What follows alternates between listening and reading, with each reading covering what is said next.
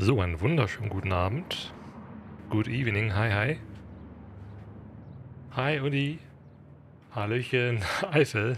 Und Hallöchen, der Dude. Und danke für 53.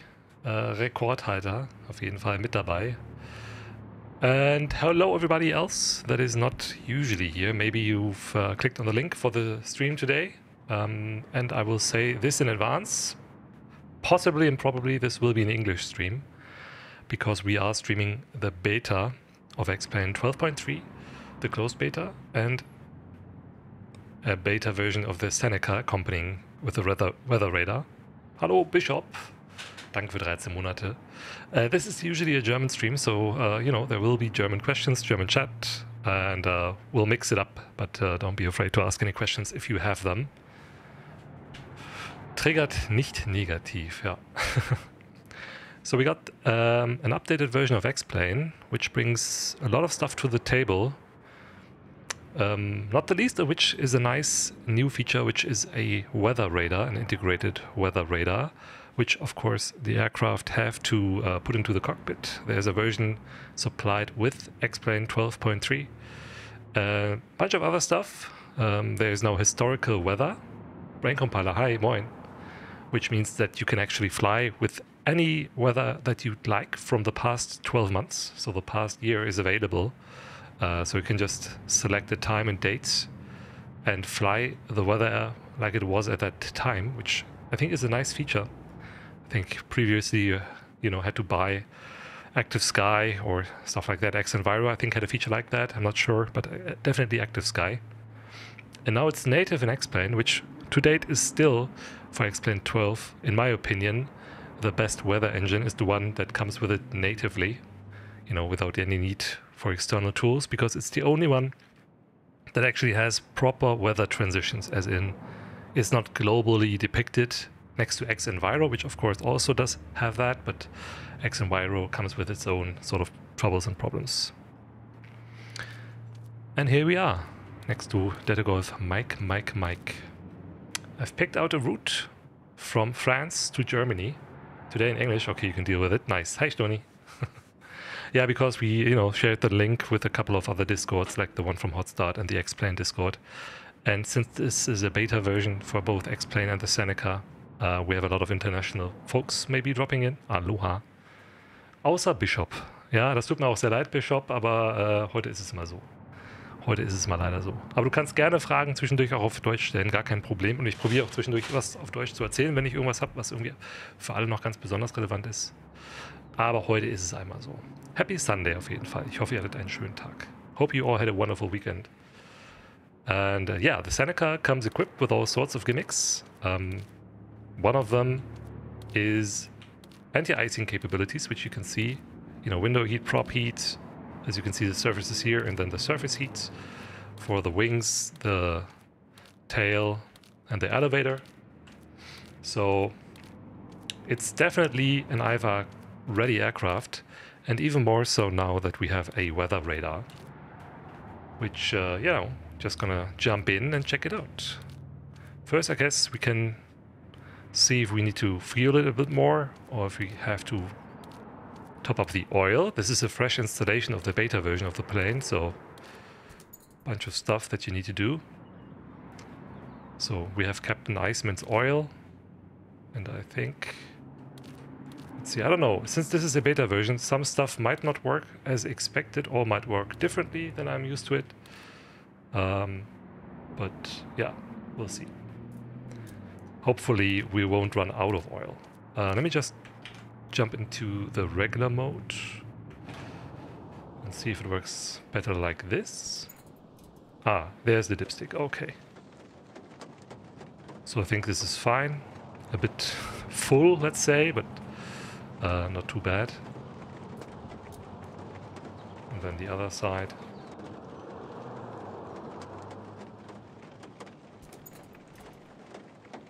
I think this should also be fine. There's oil in it. Do you know when 12.3 will be available to normal people? I don't. Laminar Research will know. Maybe somebody will drop by later on. I'm not sure. Delta, who knows about this stream at least, he might stop by. He might be busy. They will announce it, but personally, I think whenever they don't want to keep folks, waiting for too long once it gets into the hands of streamers, because, it just gets annoying. If you get teased with it for, more than 2-3 weeks, I think that would be kind of obnoxious, and they won't do that. So my best guess is it won't be too long, unless, any showstoppers are found, obviously, which I don't know. This is the first time really properly launching the sim in 12.3, so we'll see, I guess. Okay, back into the cockpit we go. I think I have to disable X camera. It always enables itself, and I don't want that. Camera is saved. Goodbye, X camera. Disable. Expect 2 weeks or Thursday. Yeah, maybe Thursday, who knows. So yeah, this is the cockpit of Delta Golf Mike. Today we'll be flying it with a GNS430 and the Bendix weather radar, which we have here. And obviously, weight and balance. So we have plenty of fuel for our trip today. It will be roughly a 2-hour flight. You can see the weight and balance here. The center of gravity looks great, I think. So whatever happens, we'll be, loaded up with a safe amount of, weight and a good CG. And then even if we run it out, use all of our fuel, then that's fine as well. Top up the O2, since we'll be flying up at the flight levels. And we want metric, baro setting, and the GNS430. I do have this. I think it works, so let's enable it. We have 4 people on board today, so, not exactly light, but it should be fine. And this is, the current version of the Seneca that is not yet distributed. I have to say this again. This is also a beta version. So if you see things here that don't look right to you, it's still being worked on, right? I'm hoping obviously everything will be fine. The engine simulation got an overhaul. You now have to prime the engine properly. There's a bit more stuff going on here. And the rest of the aircraft also has a bit more stuff. You can see here there's now click spots for the cowl flaps, which I love. I asked for these and they got implemented. There's no access for these as far as I can tell.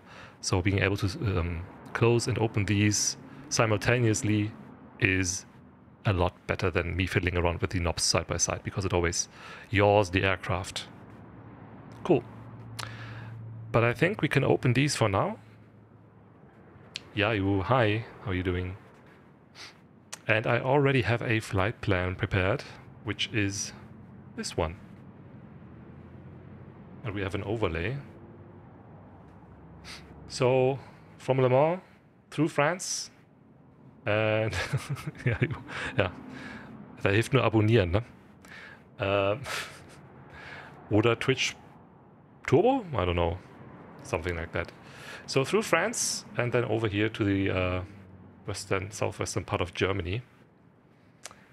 Und ich sehe schon, oder man lässt sich einfach von Storni aushalten, das geht natürlich auch. Danke fürs gifted sub, thanks for the sub. So this is our plan. I will file it with Vatsim, of course. We'll be doing a vector departure because I don't think there are any ATC online, which, okay, of course we can verify. Yeah, is so. The dude is so. So there we are. Inspector, thanks for the follow. Hello. Yeah, there's nobody online in France. I don't think it's their time yet to come online. Also, French ATC, usually there isn't too much going on yet. Maybe, it will pick up in the future. Delta Who? Speak of the devil. Hello, thanks for the follow. How are you doing? And yeah, let's get this show on the road. Let's file the route with Vatsim and then get the engine started and check out the new systems and everything else. Cool. So I have Autorouter, which has prepared the route for us, which should be valid. At least I didn't find any issues with it. Flight level 170 will be our level for cruise, and we're flying from Le Mans again to Echo Delta Sierra Bravo, which is Baden-Baden, Karlsruhe. So copy that, go to SimBrief, and then... by the way, Delta Who, I have not forgotten about the workshop for liveries. So, I'll try to figure something out and get that scheduled with you or, somebody, so we can get that on the road as well. But first, this, of course. Let's do this first. Okay, cool. Delta Golf Mike. The Seneca. I have it here, the Piper Seneca. That's fine. Just, you know, I didn't forget about it, so. Delta Golf Triple Mike. Okay, so we have this route up here. So from Le Mans to Baden-Baden. And then he will try to figure something out for us. Let's see if it's sort of the same as what Autorouter put us up with. No, it's not. He wants to go up north. And that's how many nautical miles?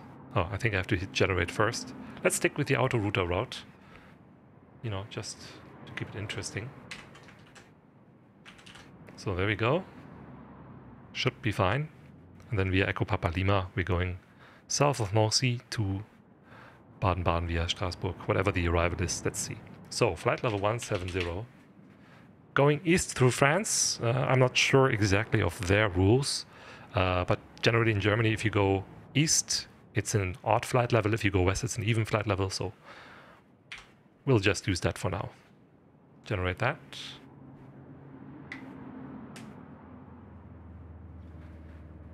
And again, if you have any questions, you know, with Vatsim or anything else that you're interested in, just feel free to ask me. I'm always hoping more people get interested in Vatsim and Explain 12 in general, if you haven't tried that out yet, because Vatsim is just a lot of fun.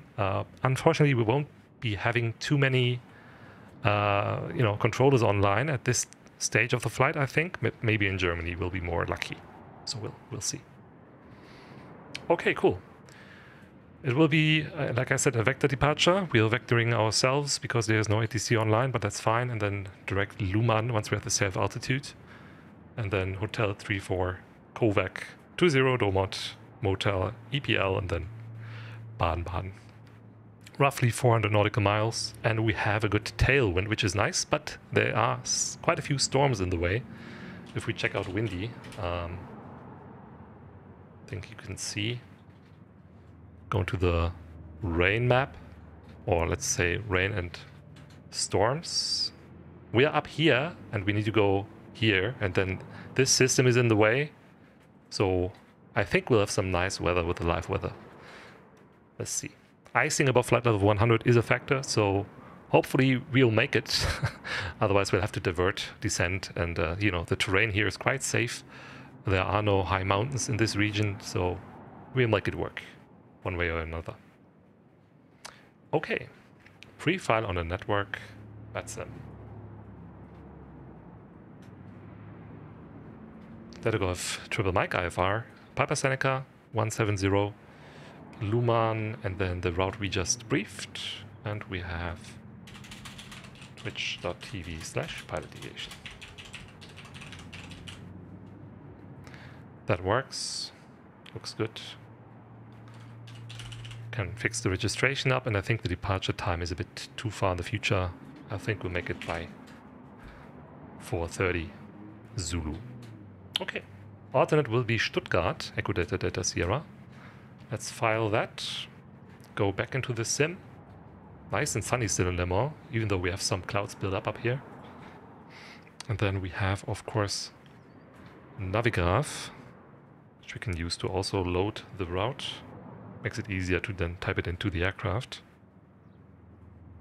There we go. Cool. Okay, into the aircraft we go. Since we do not have any ATC and we are already fueled and we removed the chocks, we'll make sure that we have the parking brake set, which is this lever here, which is set. We'll make sure that nobody's standing in front of our props, and then we'll get those running. Check the controls first. So we have the right side, the left side. These ones I only have available via synchronous knobs or single lever action. That's fine. Same with these, but they can stay full forward. Okay, great. Let's see. So we have all the circuit breakers in. I think we can. No, this one cannot be clicked. Interesting, by the way. These circuit breakers don't really work. The thing you can do with them is, if you do not want anti-ice features, like the window heat anti-ice, if you don't like this, you can remove them on the ground while the engines are not running. That's been a feature with the Seneca before, so nothing new here. Same with the leading edge heater elements, but I will keep them for today. As mentioned, the weather requires it. Okay. So we have an interesting panel in the Seneca down here with all the lights. So let's enable the anti-collision lights and the beacon lights, as I like to call it, the beacon light, and the fuel pumps. And then these engines now need to be primed. We can, unless they've previously run, we can test out that theory just with the left side, try that out. If we do not prime the engine, have the fuel pump on, I expect them to not immediately, spring alive. So let's see. Use the starter. Oh, enabling the battery would help. These are off, these boot up. Okay, cool. Use the starter now. Oh, I guess maybe because I did use it shortly to load it in and try it out, these ones were already primed. I don't know if the persistence system works yet or how much persistence there is. But if we look at the temperatures, we can see that we don't see a needle for the oil temperature actually, and we don't see a needle for the cylinder temperature. So yeah, that might be a thing with the beta or with my install. We see the fuel, we see the oil pressure, which looks good. We see the left engine is running. All right. Same with the other side. Let's technically try to prime it first. The magnetos are on. We can prime the engine for 3 seconds and then try to start it. There's a fuel pressure gauge down here, by the way. So let's see. Crank it. That also looks nice.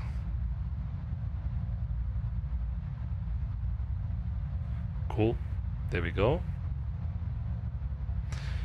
And then we can enable the alternators for both sides. This one can remain as it is. This one we can close it so we don't accidentally touch the magnetos. This one stays like it is for now, and then we can enable the avionics, which is this switch. So we're using the Reality XP Garmin for this flight. I'm glad that there are still some airplanes where these work. I know that the new avionics rendering technique isn't currently compatible with the Reality XP because the author unfortunately has not released an update for XP12 for these ones yet. The GTNs work from Reality XP, but probably wouldn't recommend anybody buy them anymore. There's a better alternative with TDS, and I'm really hoping that these will get an update, but I'm not holding my breath because it's really a shame. A lot of the more modern aircraft in XP12 you can't use the GNS 530 or 430, and I'm really a fan of them, so what can you do? Anyway, as you can see, we have this one set up in an English configuration with the millibars. You cannot change this while the sim is running. You have to change the config file, so that's fine for me. I can just adjust them appropriately. We don't also have to use the G5s. We can use just the default version of it, so with the gauges, the default gauges, but I quite like them, so I'll just keep them for now. Okay, we don't have gyro air pressure yet, which is due to the fact that we don't have sufficient engine RPM. Yeah, I don't have a gauge for the cylinder temperature, unfortunately, and the oil temperature gauge is also missing, which I'm contributing that to me using a beta version. But in any case, the engines are running. I will rev them up a little bit to get the gyro air working. We don't really have that many gyro instruments with all this digital nonsense here, but in any case, the RPM's coming up. Light is off, and then we just keep it here. Cool. Okay, so we have these buttons here for the anti-ice features. They are in opt if you remove the elements, which I can't do anymore. We have an EGT over here, and then we have the gyro pressure indication here. So that's fine.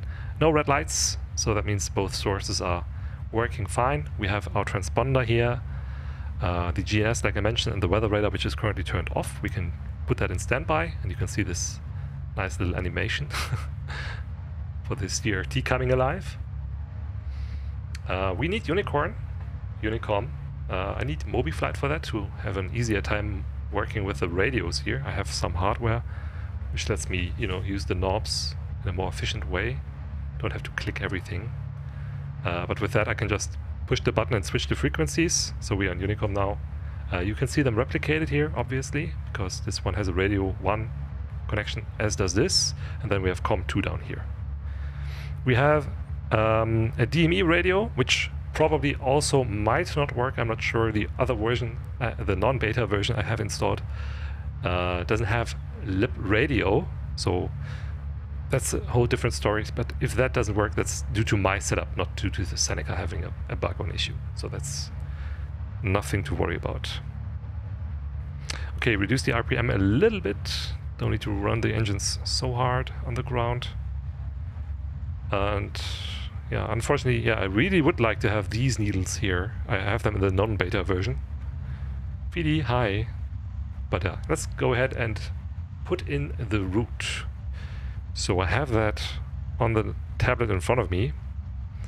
As a reminder, it looks like this. We're flying to Luman, then Kovac, then Domot, Gilux, and Nota, but that's an airway. There's no point where we need to turn in between, so I can just skip entering Domot and Gilux since we don't have airways in the GNS 430. If we get direct, I need to enter it again, but then, you know, we can save some time and just put in the airways where we need it. And then we're going to Romeo Lima Papa, Echo Papa Lima, and then there's an arrival into Baden-Baden. It is Delta Who, it is. Okay, cool. Let me just quickly type that in. So we go to the flight plan route, and the first waypoint is Luman. You can all exercise your knowledge of the alphabet with me here. Do quickly, Luman, there we go. After Luman we have Kovac, Kilo Oscar, Victor Alpha Kilo.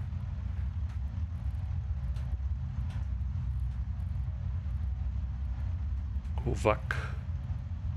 There we go, in France, that's correct. Then we have, let's just put in the entire route, why the hell not? Domot.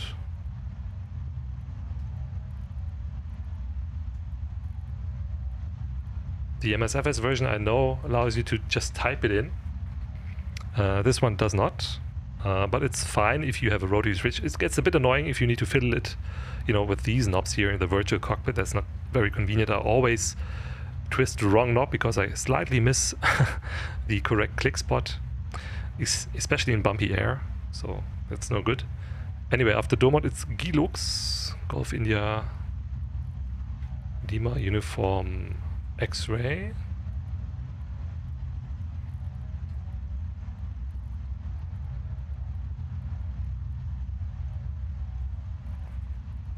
X-Ray. After Gilux, it's Mota, Mike Oscar Tango Alpha Lima.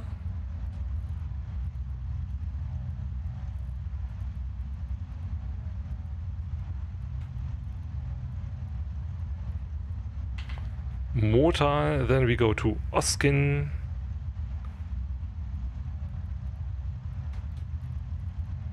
I think these ones also don't have a Garmin Pilot Connect feature that you can just send it to them. The new G1000, G3000s also have a nice feature. Not an X-Plane, I don't think. You can probably import some stuff in the G1000 through a flight plan. And for this one, probably as well. If I had prepared that, but we don't, so we just type it in. Kutal. SimBrief has an export, I think, even for the Reality XP stuff, so you could just load it from disk. Kutal. Sorry, that should be Kutan, not Kutal. So we need to clear that.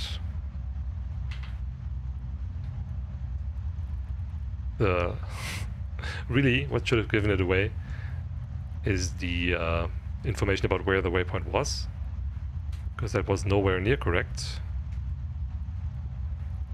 But Kutan should be in France, that's nice. So almost done. We only have 3 waypoints left. Balmu.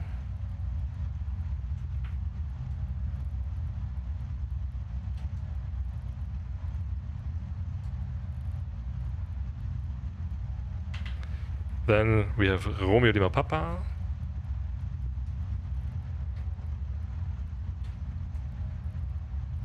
Which is what?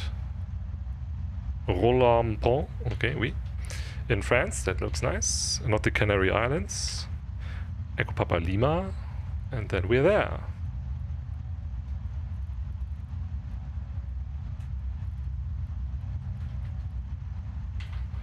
Okay, and then Echo Delta Sierra Bravo in Germany.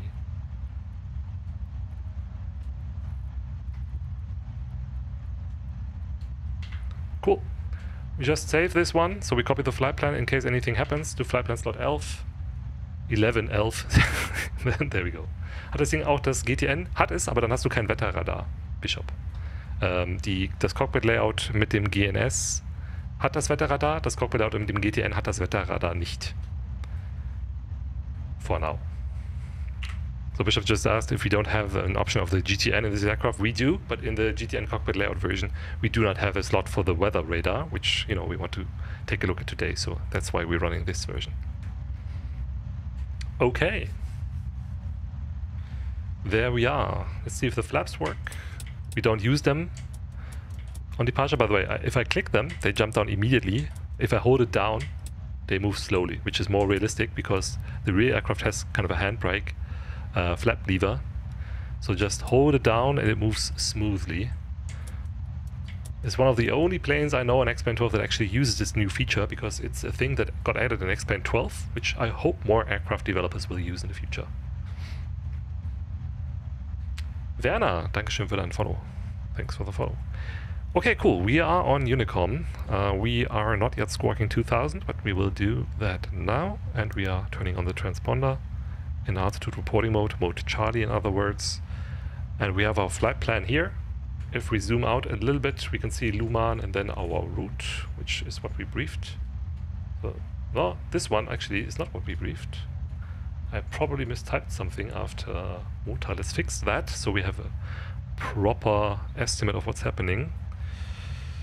So I mistyped Oskin apparently, but that's not a problem. Oskil, yeah, that's Oskin. That's almost the same, but not quite.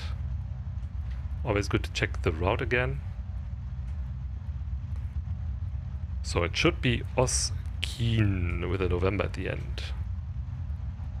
In France. And then we don't need Oskil, which is wrong, right? Correct. So remove that. Cool. And now we have a route that makes more sense. Cool. Yeah, that looks correct. Gut, Ziel, langsam kommst du dem Sim näher. Sehr schön, Sladibart. Ist das eine Handbremse? Nee, das ist der Flap-Lever hier. Damit steuern wir die Flaps. So, let's see what the weather is like. We have for the weather this one right here. We can just use the X-plane connection in Sky Demon, which gives us the local QNH, which is 1007 hectopascals. In freedom units, that's 2974 inches of mercury. So 1007 here. And what did I say? 2974 over here. Should have roughly the same altitude indication. 160 feet, that's nice, close enough. And the airfield elevation, the aerodrome elevation is, check it out, 194 feet at the reference point, so that's fine. The wind currently from the south, so we'll take runway 20 and we'll taxi up to runway 20 via taxiway Papa and then full length via Charlie. Cool. And the airport's call sign officially is Le Mans Arnage, but Le Mans should be sufficient. Oh, birds. Which are colliding with the ground. Alright. Le Mans... something is missing. There we go. Le Mans traffic.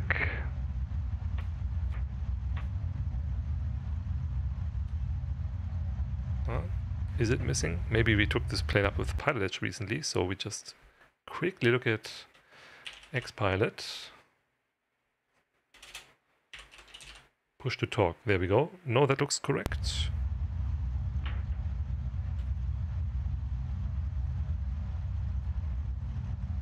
By the way, let's quickly back up the flight plan.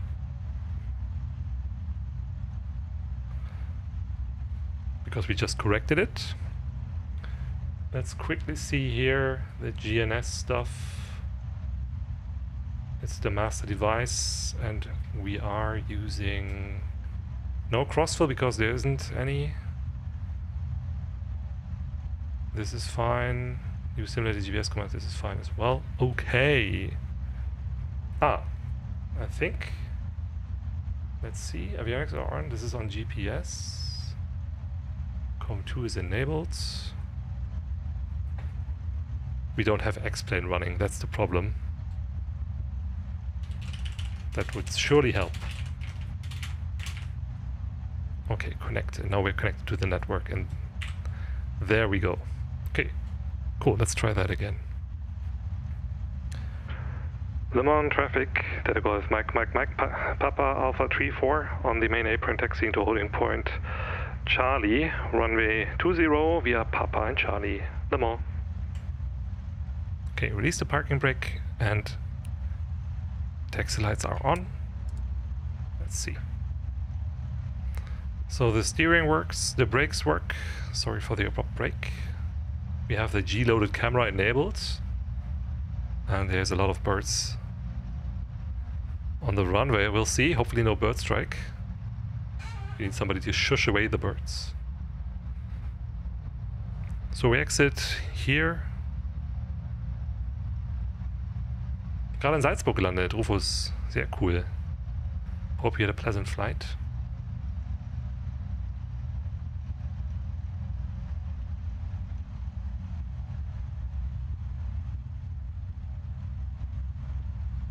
And then left onto Papa.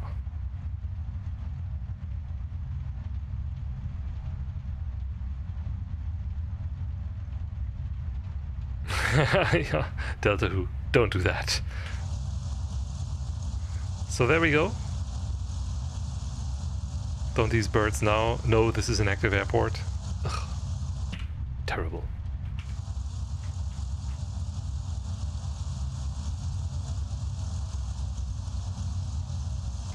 It's a nice machine. The props spin in opposite directions, so one spins clockwise, the other counterclockwise, which means this aircraft basically has no P-factor, nothing, you know, happening with the props as for yaw moment if both engines are operational, which is nice, always nice. We'll rotate around 90 knots. The runway is plenty long, and initially we'll just climb to, you know, roughly 5,000 feet. Gyro air warning coming on because I reduced the RPM, that's fine. And I think X-Plane reset my anisotropic filtering, naughty. I didn't check that in the menu because it looks like in the distance the textures are quite blurry, but that's fine. Hast dir auch mal 1 oder 2 Airsoft-Szenarien für X-Plane gegönnt? War es auf jeden Fall wert. Das Gras weht so schön im Wind. Well, well. We'll do a short run-up once we're at the departure end, or the approach end actually, of the runway. Okay, slide uphill, need more power.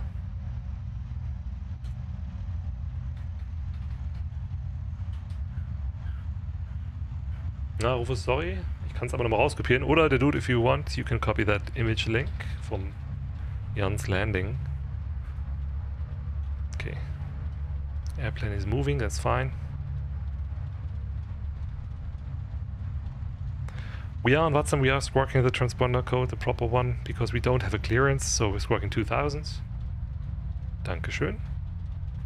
Holding short of the runway, we'll do a short run-up, and then we'll get into the air.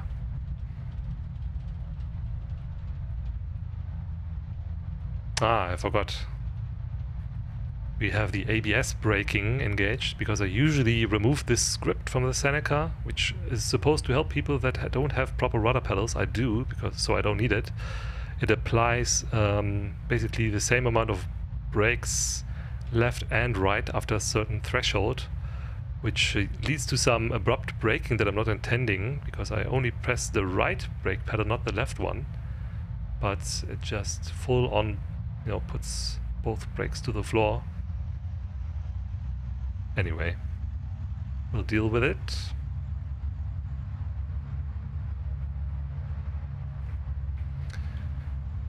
And there we are. at the departure and approach end, sorry. Well, you can see it's basically just nodding us down because it slams into the brakes. Not the best default implementation, I would say. I would not have done that, but in any case. So, parking brake is set. Let's put these up to full forward. The props are already full forward. We have a magneto check, we have an alternate air check, and an idle check, and a feather check. So roughly 2000 RPM, both sides.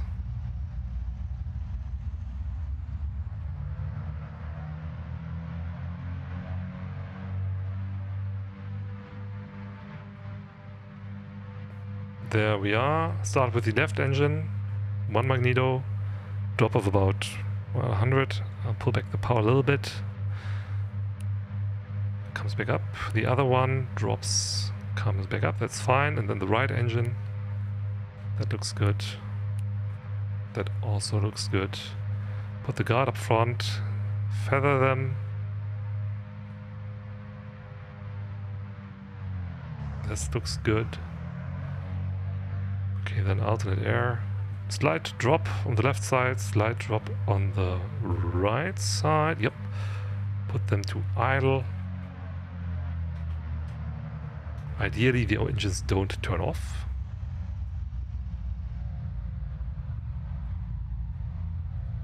See, let them stabilize. Alternate air closed. Slight rise of the indication, that's fine. And here as well. That works all fairly nicely. Cool.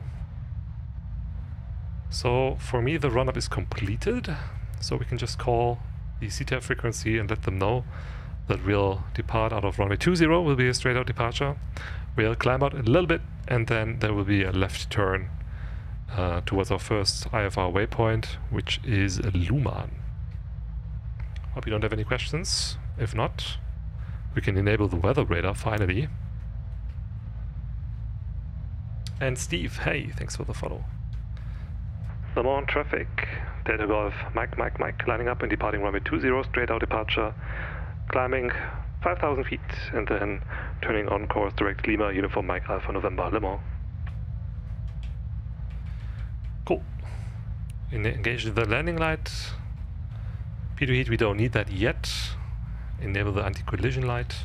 Give it enough thrust to actually get us rolling, release the parking brake. And there we go. Cool. Let's hunt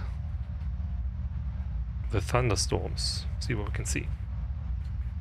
Ja, Stück für Stück.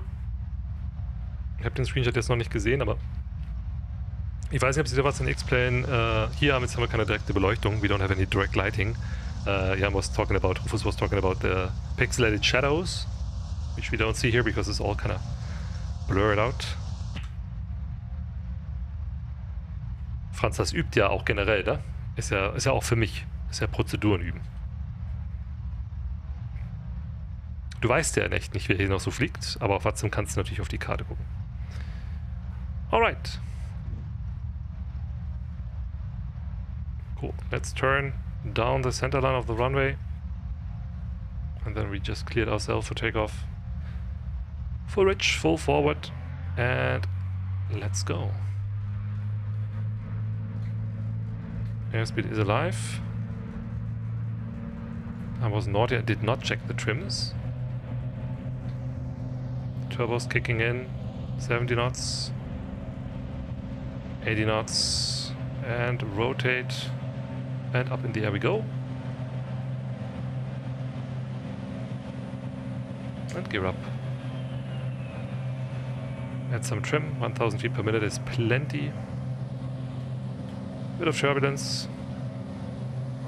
We did not use flaps as is custom in this aircraft. And the weather radar, by the way, right now is just ground returns. So that's expected. We are 600 above ground level. Can reduce power a little bit to 33 inches of manifold pressure and then reduce the RPMs. 2300, oh, roundabout, that's fine. Excuse the pixelated ground textures, some of them. That's just due to the fact that this is the first time we're here with auto ortho. But it should be fine. Alright, we are on runway track 200 degrees. Climbing through 1,000 feet. Can trim it up a little bit. And there we go. Saying goodbye to Le Mans. And the power station down here, wow. And then we can, I guess, turn on course. So, we'll need the flight plan. We have Luhmann. We can say direct, enter, enter. And then we have an autopilot panel down here. We can turn on the flight director. Switch this over to nav. We can do that, yep, there we go. And then just engage the autopilot. And there we go. It's coupled, it's turning left quite strongly, but you know, the turn is quite steep. So that's fine with me. We can go direct enter, enter again to mellow it out a little bit. Nav, autopilot pitch, and we're climbing with 400 feet per minute, which is fine for me. But what we can do is, since we have the gear up, disable the taxi and landing lights, because you can't see them anyway. If this is closed, there's no lights to shine on anything. The cowl flaps are still open, robbing us of some precious performance. So we can use the new click spot to close them slowly. Really nice, which should immediately give us a boost in airspeed, as you can see. Yeah, and there we are, on our way. I think I messed up some overlay here, because the manual routing is quite far up, which it should not be. Let's see if I can fix that.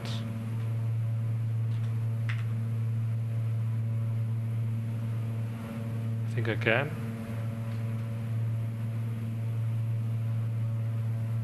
There we go. That's better.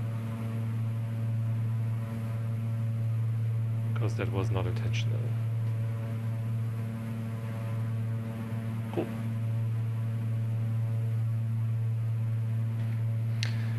So there we are in pitch mode, 700 feet per minute in the climb, and the weather in front looks quite okay. We can enable the yoke again, so you know we can see something. Yeah, we don't have these needles, the oil temperature is not visible. Yeah, I'm not sure what's the deal with that. Might be the beta, as mentioned before. And then we have a whole bunch of ground returns in the weather radar. We can tilt it up though. And the ground immediately goes away because the radar is now pointed much further upwards. It's currently not painting anything, but back here it is, so there's definitely something going on 40 miles in front of us. Blador, hi. Yep, weather radar now available. Gibt es eigentlich ein Skript, was die Bremskraft verringert? Es gibt mehrere Bindings, Jan. Apply Brake, Full Power, Apply Brake. Ich kann nicht nachgucken, weil dann pausiert der Sim.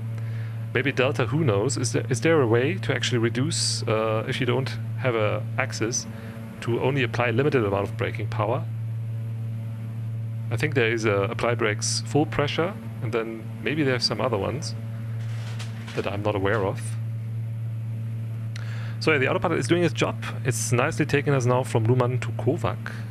It should at least. Let's see if the actually... We are in nav mode. The distance to Luhmann is 3.7 miles. We actually need to zoom in a bit more so we can actually see what's going on. Because Luhmann is still in front of us. There we go. There's a new command in 12.3. Oh, you haven't actually tried it out, believe it or not. I do believe it, because why would you try out everything, even especially if you have an axis? No point, really. Yeah, you don't lean out the Seneca, as far as I'm aware, while you're in the climb, so we won't do that. We can actually probably give it a little bit more oomph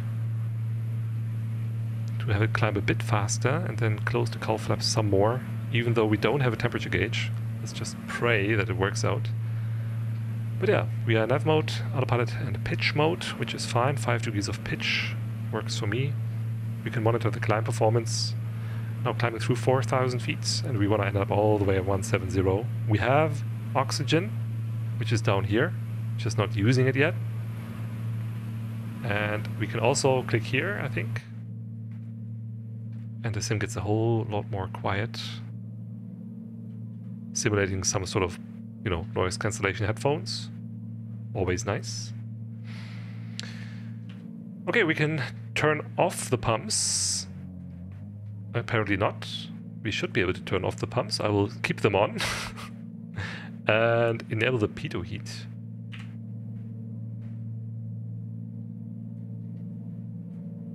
Unless I forgot something else, we really shouldn't be needing the pumps on low pressure anymore because the engines have engine-driven pumps.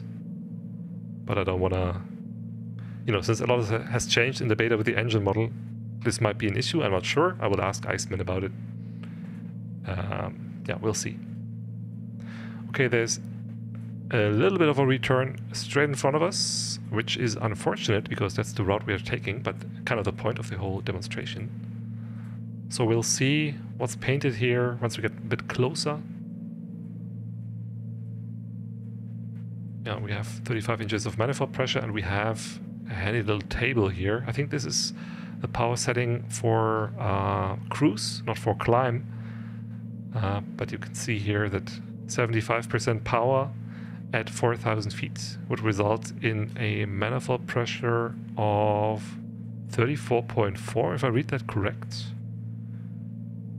Which is what we are at right now, roughly. So that's fine. Not full power for the climb, but I'd rather not anyway. And then for our target at 170, have to interpolate a little bit. To go, you know, 75% power, we'll have roughly 28.6 inches of manifold pressure, or, oh, actually we cannot use 2300 RPM, we have to use more, 24 and 29.4. So let's go to 24 now, since we want to climb up. Check if everything's in the limits, and then increase the RPMs a bit to 2400 RPM roughly. There we go. Still looking good. Right.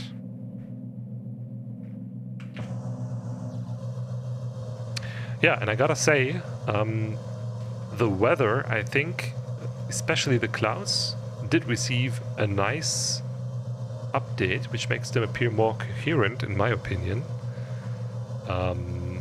We'll see. There will be a lot of clouds on our route, so stay tuned. But yeah, and to me it looks like there's a lot more going on with the layering, and also, you know, this kind of atmosphere with the sun shining through the clouds, also very nice.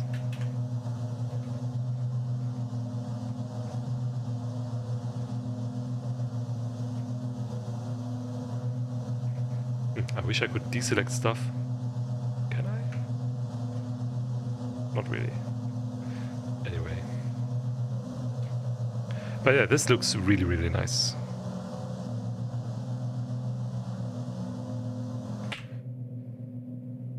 We do have oxygen on board, yes. I filled the bottle, Blador, so we have plenty of oxygen. Should be all right.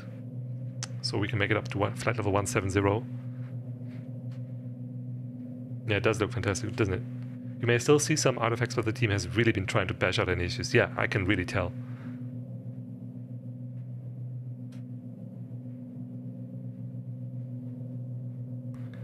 So let's see, 34. Well, let's just make it an even 35. I say even if it's an odd number, but, you know, just put her there. Is there anything else we can do while we're here? We can sync the heading bug, that's for sure, in the G5. We can go to standard, since we're now definitely above 5,000 feet. So 1013 here, and then 29902 here. By the way, if you're wondering what drives the autopilot, we don't really have an autopilot for altitude hold. Well, actually, strike that, we have that here in this one. But this altimeter here is connected to the autopilot. So whatever I put in here really doesn't really matter. That's just for my convenience.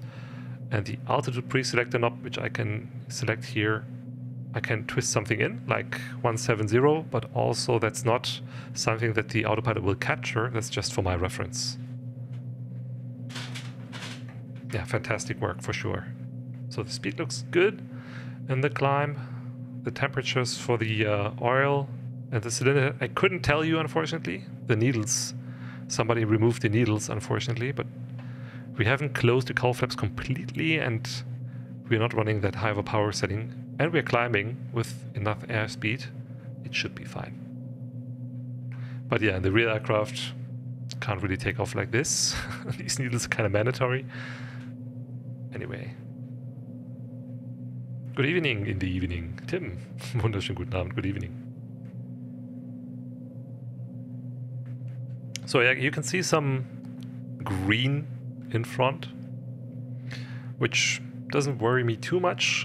We can definitely try and see what kind of effect it has once we pass through it. Will we be turning to the right? Slightly, not too much. We can actually check this out in the flight plan page. So currently magnetic heading of 178, and then we turn right by 24 degrees. So still probably gonna go through this. But yeah. How is the latest update? Just trying it out. You've come in at the correct time to see that. Trying out the weather radar, tilting it upwards currently to see what's up above us. Can even tilt it up higher, see if there's anything more menacing even further up. I don't think so. There's some slight yellow spots. We'll see. And yeah, but still mostly green. And there's, yeah, basically there's clouds everywhere. We'll see if we're picking up any ice once we enter it. We can always duck below it. That's not a problem. But for now, just climbing it up. We're now above flight level 100. So we can start using the oxygen, which mask on. And yeah, the hypoxia is simulated as well in XP12, so if you don't use oxygen, you will start blacking out. So that's a sure giveaway that there's something you ought to be thinking about.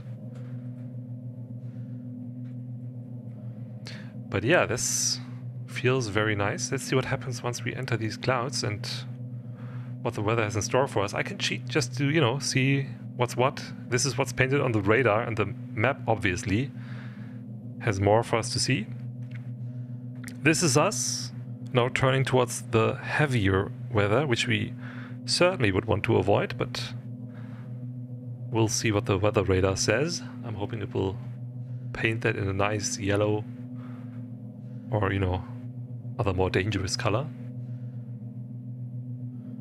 Still climbing with 800 feet per minute at, what is it, 120 indicated, true airspeed of 140 roughly.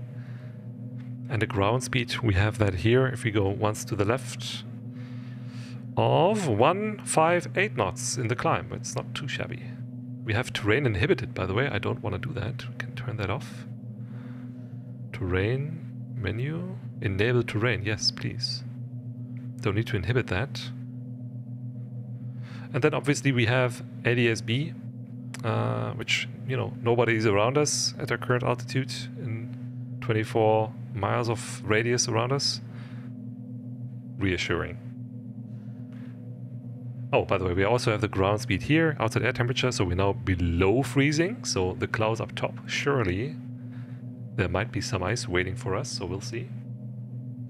And I think if we go here, let's see, I think the low significant weather chart has these regions painted. So let's check it out. Oops, that's not what I wanted. That's what I wanted.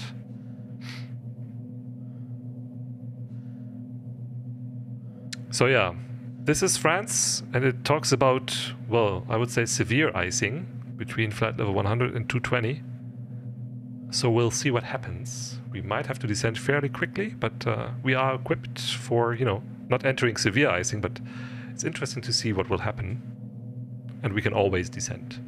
which, you know, will happen automatically for us once we turn into a ball of ice. So I would probably avoid these clouds if I were to fly the Seneca real world, because you can see to the left of us and in front of us there, you know, begins to be more significant weather painted on the radar. I can just zoom in a bit. Let's give it at 20 miles. Let's tilt it to look at what's in front of us. Turbulence, that's for sure. Let's enable our de-icing systems for the prop, for the surfaces, and see what happens. Like I said, we might have to descend again. We'll see. Nothing too dramatic in terms of precipitation in front of us, but this might change. It's a really nice add-on to have this as a, you know, it's a mandatory thing really if you want to go IMC. Oh yeah, you can see. Starts to build up a little bit, and we have obviously precipitation here. Oh yeah, sure, I can tilt it down.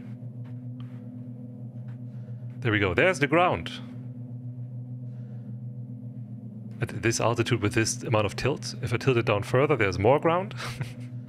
And if I tilt it back up in front of us, we can get back the clouds, so that works really nicely. And this is a big cell to the left of us, which we won't be entering. And we're watching the ice build up and the windshield. So yeah, that's really a nice feature. Nothing too bad right now in terms of turbulence. Slowing down a bit, but that's also because we're getting higher and higher. And the, you know, it's expected to not have as much power left still. So this might be ice that we see through the windshield, but yeah, we'll monitor it. We'll see what happens. Cell to the right of us, and we are still climbing 2,000 more feet, ideally. Not sure what the tops of the clouds are. Probably not 170. So we might be stuck in clouds, and then we'll probably have to descend at some point to not end up a lollipop.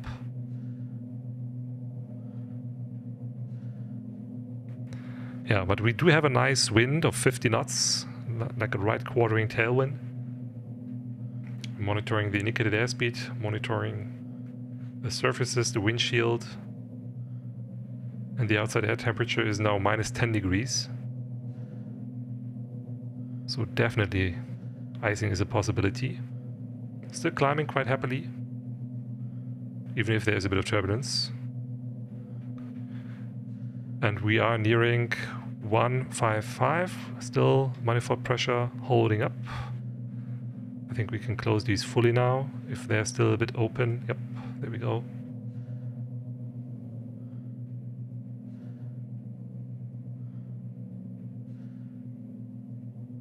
Yeah, let's hope this is indicative of the amount of ice we have on our aircraft. We'll see. The clouds are lightening up a little bit, and there's nothing in front of us in terms of precipitation, especially behind. Delta Who, I don't know if shadowing is implemented, as in a big cell might block the radar returns of what's behind it.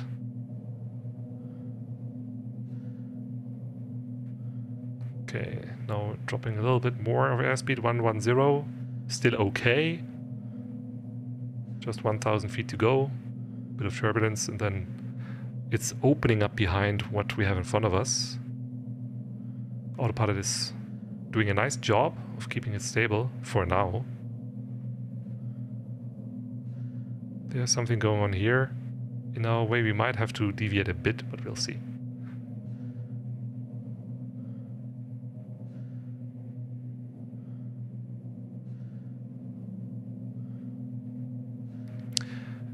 Yeah, I definitely would not feel comfortable sitting in this aircraft right now, because can't really see anything.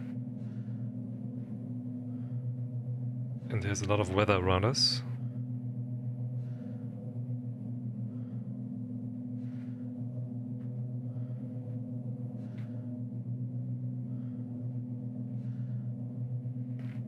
500 feet to go. And yeah, more weather building up. Let's tilt it up a bit more. Yeah, okay, we are climbing into the yellow zone now. Let's just see what happens. Just a demonstration.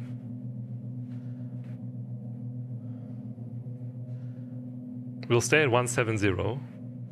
Yeah, but there's more ice now, as you can see.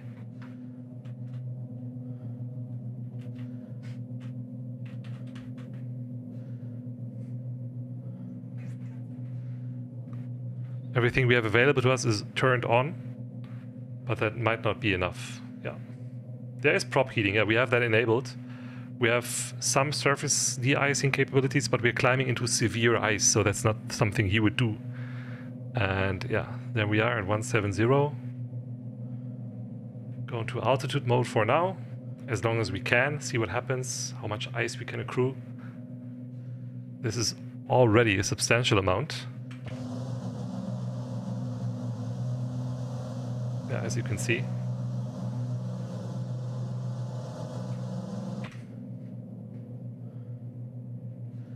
Let's see if we descend now what's below us. That would be interesting to know.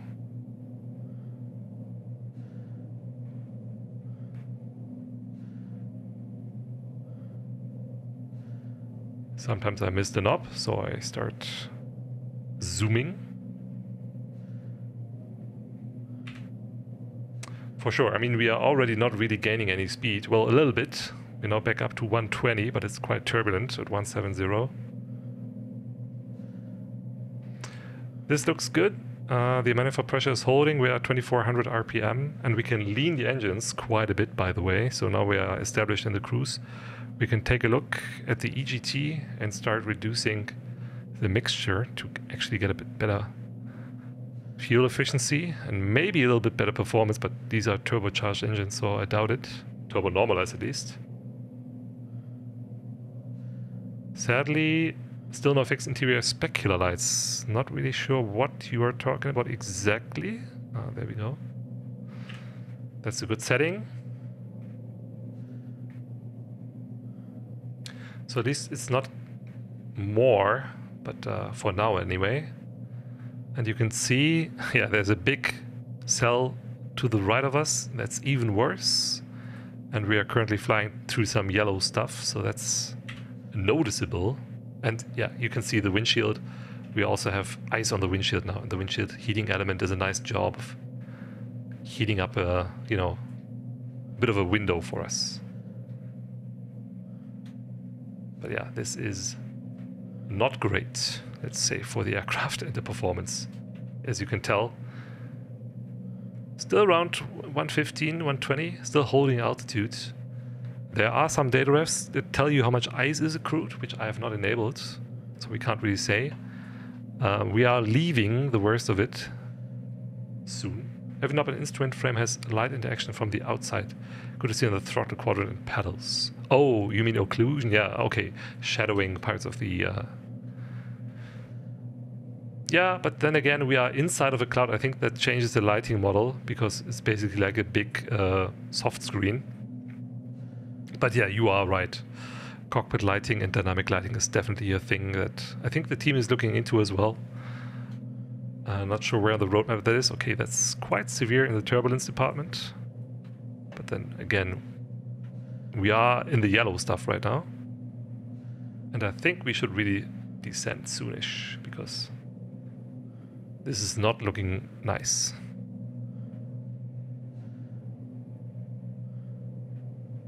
More and more ice, getting slower and slower. Yeah, we should really get down. Alright, cool. Good to know. So yeah, let's disable the altitude hold mode and go down with the nose. We can. There's nothing in front that should keep us from it, but yeah, the speed is really getting quite low. Let's try and aim for about 700 feet per minute, or maybe 1,000 feet per minute.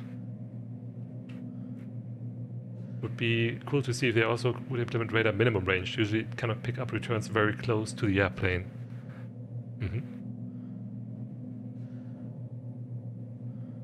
Yeah, this is a lot of ice. It definitely will be, I think. You suspect some of that is actually baked into the texture. That may be.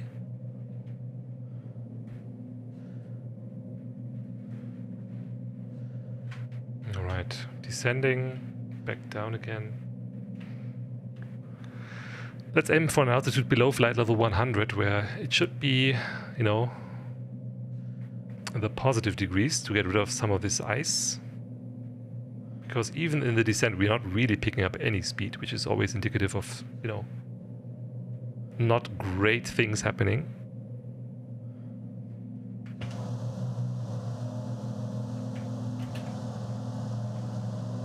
Mahlzeit, einfach ein Zwischenstream, darauf hast du nie eingestellt. Pasama, hi, yeah.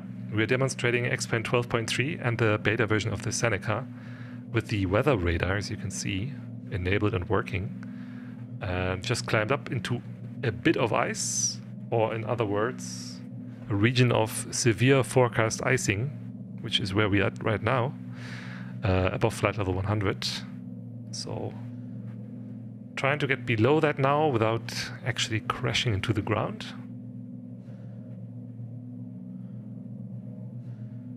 How is it so far? It's, I would say, great. The team has really worked on a couple of things, not the least of which is the weather radar. There's more stuff going on. For example, more coherent cloud rendering. The lighting engine has some updates with God rays and stuff like that, ambient lighting punching through the clouds. And there is a changelog, which I will not quote. I think other streamers did quote it. I'm not sure if that was intended. That technically isn't an NDA that anybody had to sign, but you know, there's a reason, I think, why the changelog was technically not public. So you can find it on the internet, and maybe Delta Who can illuminate us a little bit more, but yeah, I won't show it or read it. So just the things we can obviously see. Alright, still more and more stuff happening. Still 5,000 feet to go. Still picking up some ice, I assume. Oh, finally through the clouds. And then the next band of clouds in front of us. You don't mind? Just don't show the workaround. Oh, that's fine. Yeah, I don't need to show that anyway. Yeah, I read that. Yeah, we are descending with 1,000 feet per minute and still not really picking up a lot of speed. And there we are. Look at this. This is nice. Are you still at full power? Yes. Well, almost full power. 35 inches, a little bit above. So yeah, I'm giving it a lot of power.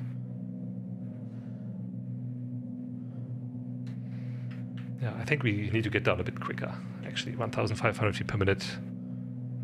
Would feel more comfortable with that. Build up a little bit more speed, get down quicker. Don't enter these clouds in front if we can avoid it. And yeah, but this looks spectacular.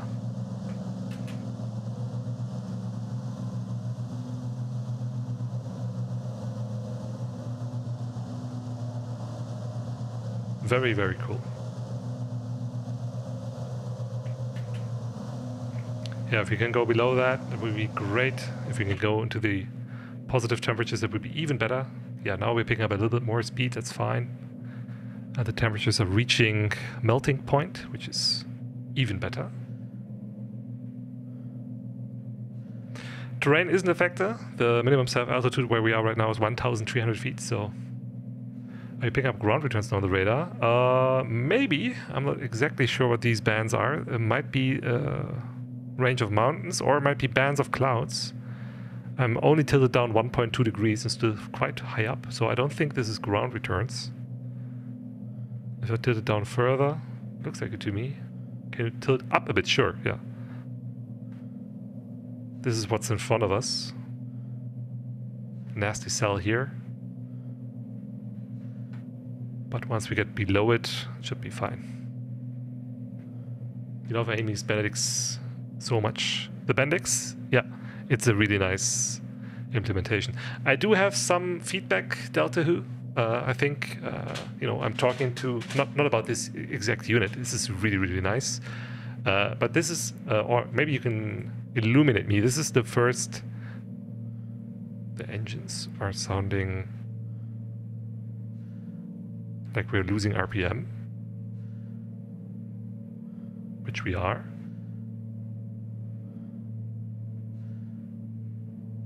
Losing manifold pressure, which we are.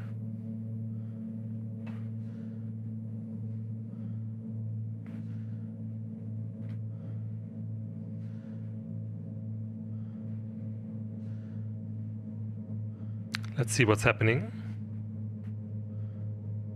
Yeah, icing, yeah, definitely icing. We've been in the ice the entire time. Now descending with 2,000 feet per minute, the autopilot is turned off.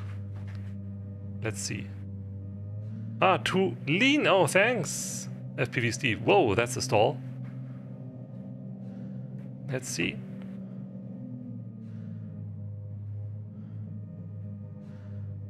Okay, that's quite interesting behavior here.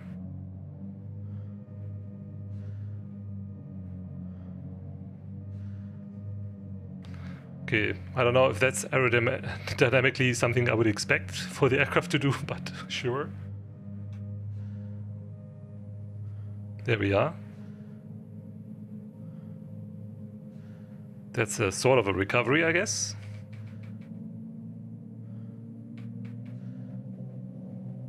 So we're trimming it. There we are. Keine Kapriolen. Rüdiger. Bitte, bitte, bitte. Yeah. Okay, we're now going back to Le Mans. No, actually. Let's turn it around. Nicht so Nice tief, quick Rüdiger, descent, I nicht so guess. tief. That's Nicht one so way to tief, get down to Rüdiger. 5,000 feet. But yeah. It's a combination of ice and we were indeed a bit too lean. That's a good tip. I should have really paid attention to that more. But I don't fly an aircraft that has mixture control, so... But yeah, definitely. Brace, brace. Steve, thanks for the tip anyway. That was really helpful. So now we're again back to ridge of peak. Turning back on track. We can stay at 5,500. Well, let's actually climb to 7,000 for now. And the ice is nicely melting away.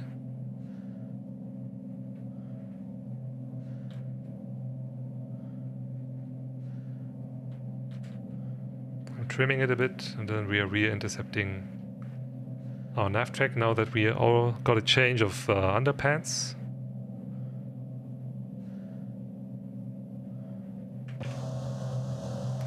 So at least the engines are still running, that's good. And we should tilt this up more so we can see what's in front. A bit of weather, which is fine. That's what we want. And returning on course, climbing to 7,000. So let's see, the flight directives went off.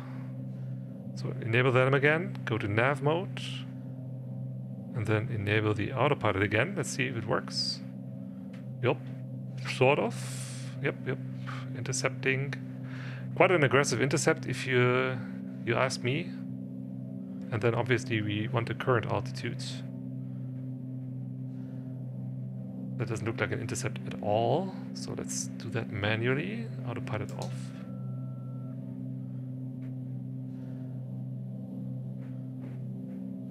I think we just demanded a bit too much from the autopilot. Let's just fly it manually for a bit. Reduce the RPM again. Keep it under control. That's not me pitching down. That's turbulence.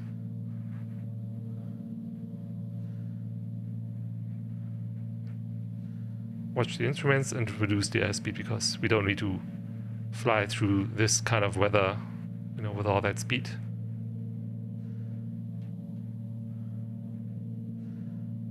Bounce, bounce, bounce.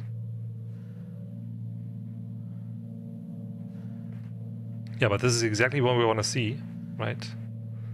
The weather in action.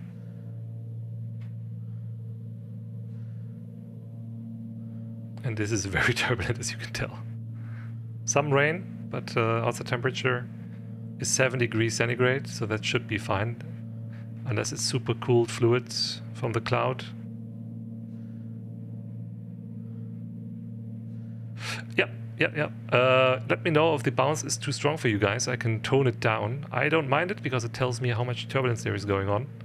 But if you're feeling queasy, I can definitely reduce it. And also, like Delta who mentioned, there's no slider for it. So if you were a fan of the G-loaded camera before, you can now adjust it to your taste. So it doesn't have to be as aggressive, let's say. Alright, let's see if we enable the flight director again. And go into nav mode. And not pitch mode, actually. I just don't want any mode. I don't know if I can get it back. Let's just switch it to altitude mode. If I can hit the button, that is. There we go. Okay, flight directors are coming down, that's nice. Speed looks okay. We can try re-enabling the autopilot and see if it will hold. So I can reduce some workload if it's not too strong of a turbulence. Let's see. Autopilot engage. Oh, no, it doesn't want that.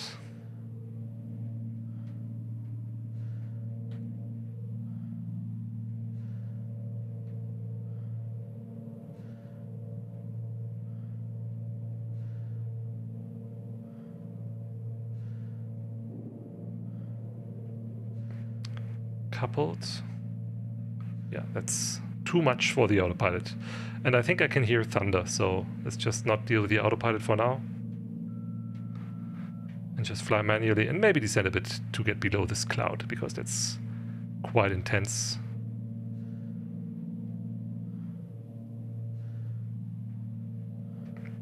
(1,000 feet per minute. If I can hold it and get back on track a little bit more.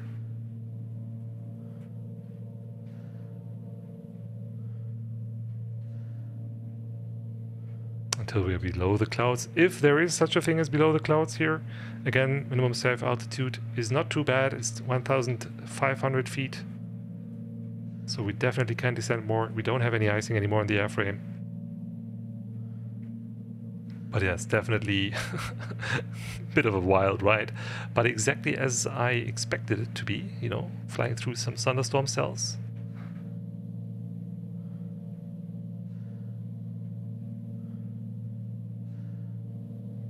So yeah, the weather radar kind of, I don't know if it gave up on us. I would expect there to be some returns because it's quite turbulent. There is visible moisture. I mean, there is something that's painted up here. I do have it pointed up slightly, but not too much. Let's just give it a short stop with the G-loaded camera and then we can manage this a bit better. Just paint what's in front. This is probably ground returns already, which is not what we need. So yeah, there appears to be nothing in front of us as far as the weather radar goes, but we'll descend a bit more and see if there's anything actually below the clouds.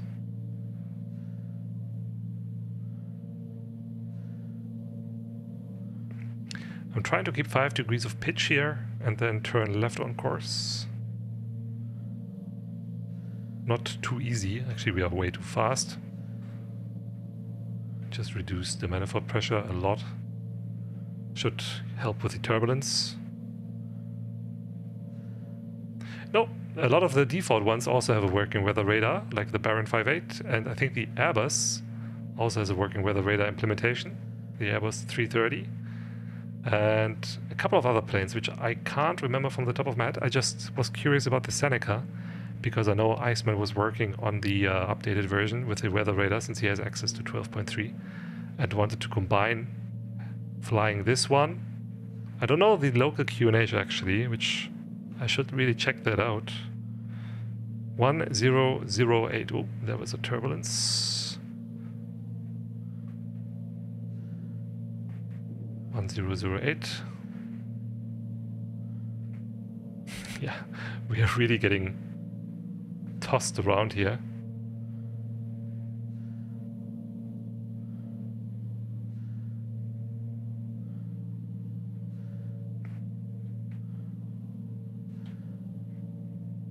Okay, let's see.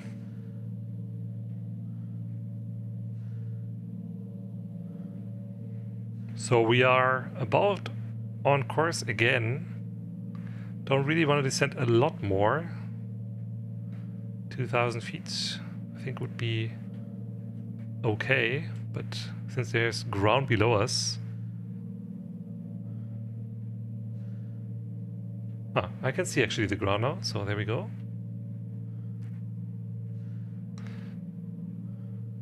2,000 feet, there we are.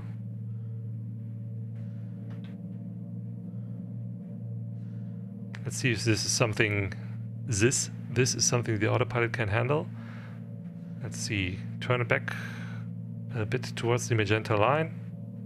You can actually zoom in a bit because there's just clouds outside, so we can't see anything there anyway, so concentrate on this.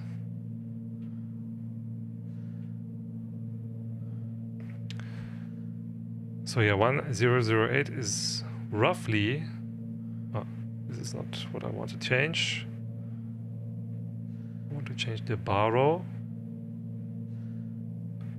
Yep, this one. Do something similar. There we go.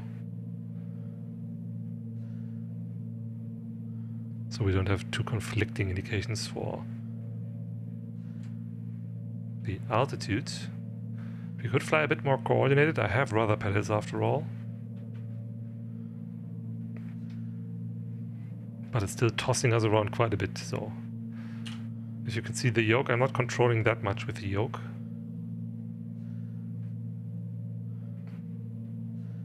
Speed looks good. Capturing the nav path again. Currently at 2,000 feet. Let's see if that works. I have to disable that again to click that. So we're going back to nav mode. The autopilot automatically engaged itself again, which... Sure. And we can go to altitude mode. Alright, back on autopilot for now. And a few devs are getting this already, however some will be only release after 12.3 is fully released. Of course, it makes sense, right? You might be still changing stuff. By the way, we also have the terrain warning here, so, you know, I am confident if we don't run into these mountains to our right side, which we are not in that sector, that the GNS would warn us about any cumulus granitus. And we can tilt this up again so we don't just see ground. Maybe 3 degrees. Where's the ground happening at? 2.5. Well, let's put it like this. The cat, thanks for the follow. Hi. Yep, definitely got what we expected and let's say deserved.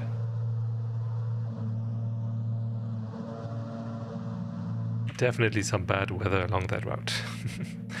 I don't know if these lights will ever turn off again. These are the autopilot disconnect lights, I think, that turned on. Oh, that's definitely lighting. Beaver, hey! You missed a lot of, well, messing up with the mixture, but that's not too bad actually. But a spectacular descent with an ice-induced stall and then loss of power because we were running it too lean. You were spared, you mean? Well, it depends on how you look at it, right? But now we are sort of, not really scud running, but quite low. Trying to get a destination, avoiding the huge thunderstorm cells. And this, we were up in this icing area here with severe icing, just, you know, to see what would happen. Yeah, the Seneca has support for the GNS 430, which, you know me, I love it. So I will use it.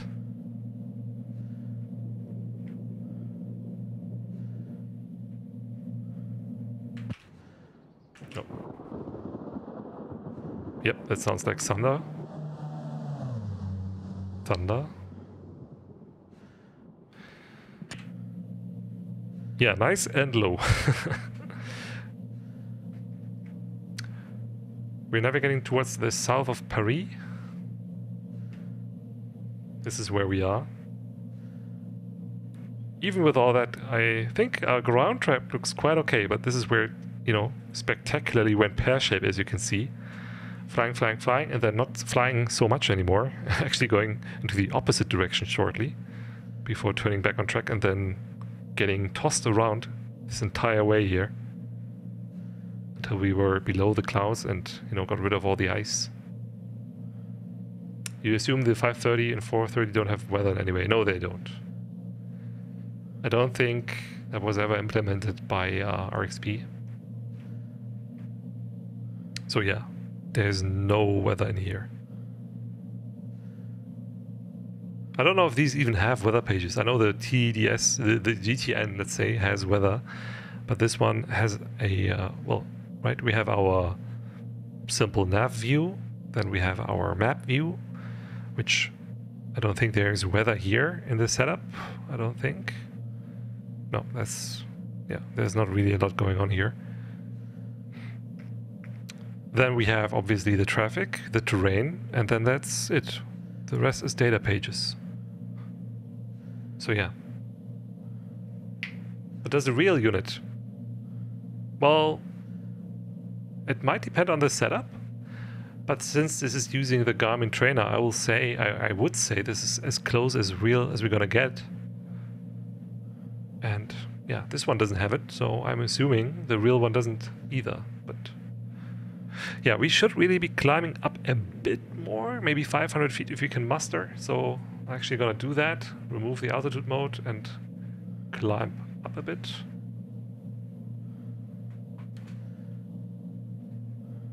The lights are the auxiliary fuel pumps. Oh, actually the high power fuel pumps.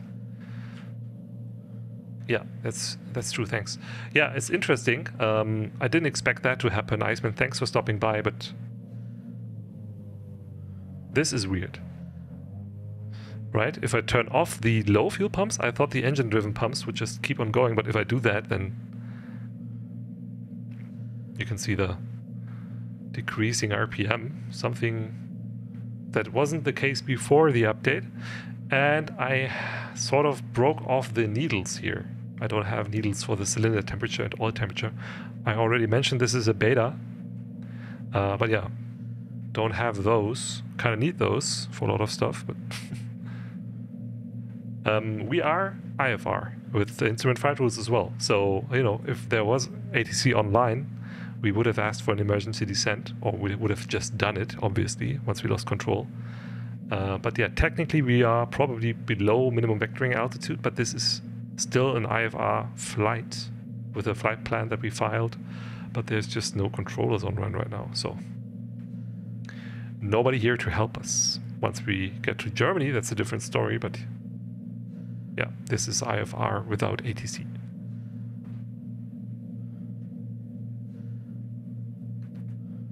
But yeah, things calmed down a bit, so that's nice.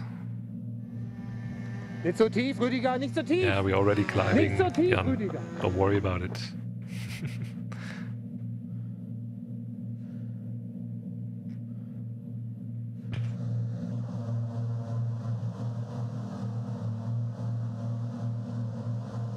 Yeah, that's definitely a lot of terrible weather.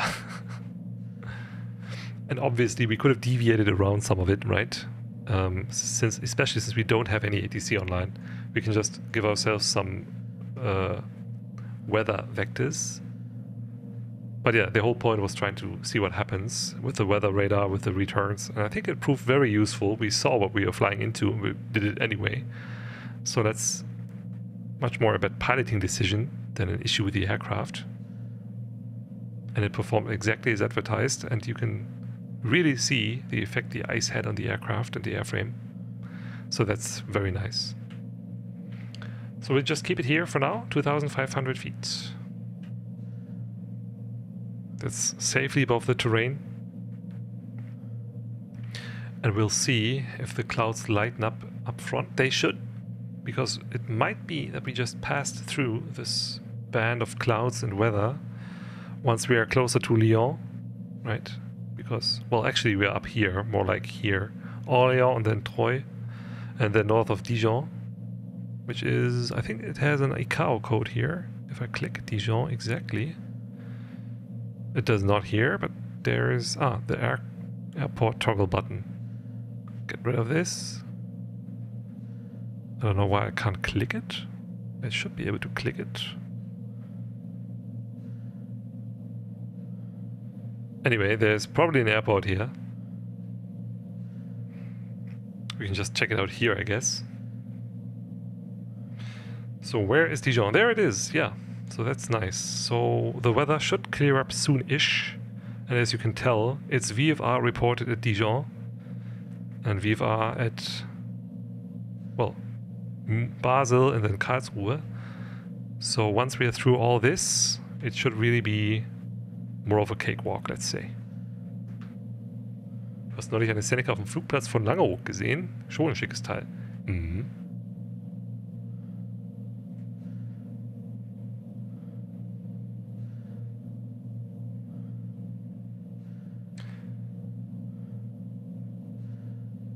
So yeah, this is all nice.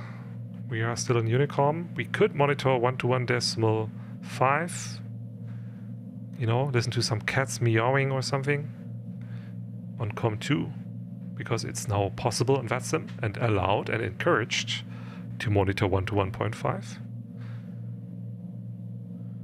Okay, so not too much turbulence and very light clouds.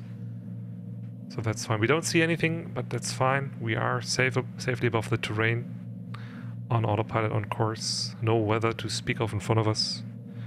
And heading towards VFR, or VMC, I should say.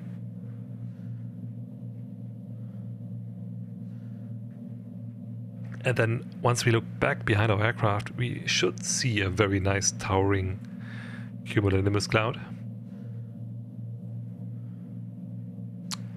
You know, once we were in this small spot of cloud-free area, you could already see the build-ups around us. So definitely a sight to behold, and one that you do not want to be in real life.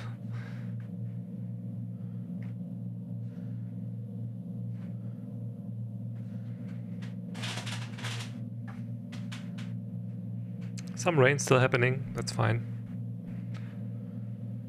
Yeah, once it gets clearer and we actually are VMC, I can talk a little bit about today, if anybody's interested.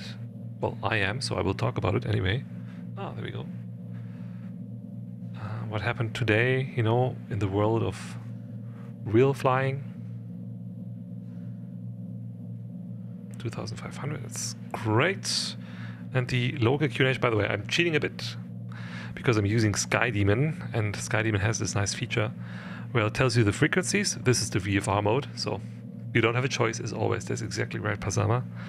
1008 is the nearest airport with a control zone, so that's what we should be putting into the altimeter window. 1008. In real life, of course, ATC would tell you the area QNH, and that's 2977. Cool.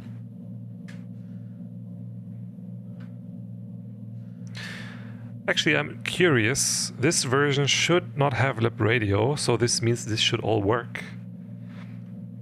So if we look at the map, we're actually flying towards a DME, Romeo Lima Papa. So Epinal, so that's 117.3. So that's actually what we should be putting in. 117.3. Let's switch it up. And go to ground speed and track. We are quite low, 2,500 feet. I don't know the square root of that. But you can calculate the effective distance that you should be able to receive it. Roughly with the formula 1.23 times the square root of your current altitude in feet. So go ahead and do that if you'd like. Actually, we can 117.3, we can just put that in directly here, but there we go. Okay, it works. 83 nautical miles distance, which, let's see if that's actually what we see. Yes, looks correct. So yeah, that works. 1173, 1173. There we go. We just got in range, so that's good. Since we're flying directly towards it, this should also match up. So the closing speed is 162 knots, which is basically our ground speed. Flick it to the left to get the DME speed time of nav1. Flick it all the way to the right to get the input frequency. Yep. That's fine. We are now in ground speed tracking. Oh, some turbulence happening. Let's watch this.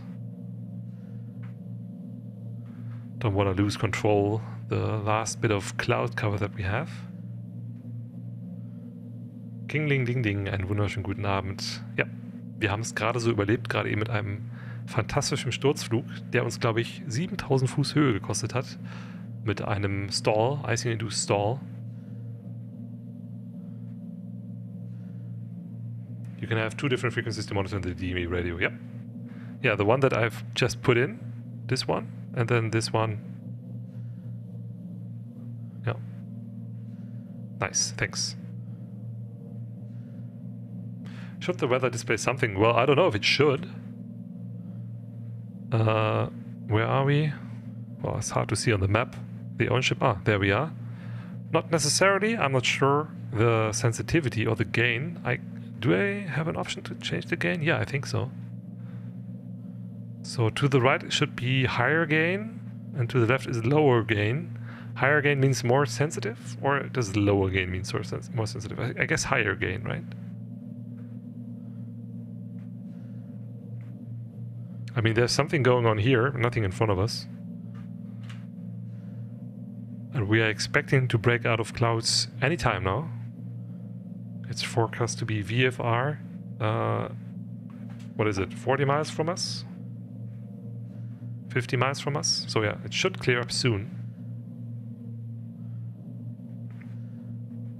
Yeah, this is a torture chamber. I disable the G-loaded camera, but you can see that it's quite unpleasant. And yeah, I guess to lower the sensitivity or the intensity of the G-loaded camera, I would have to go into the options menu.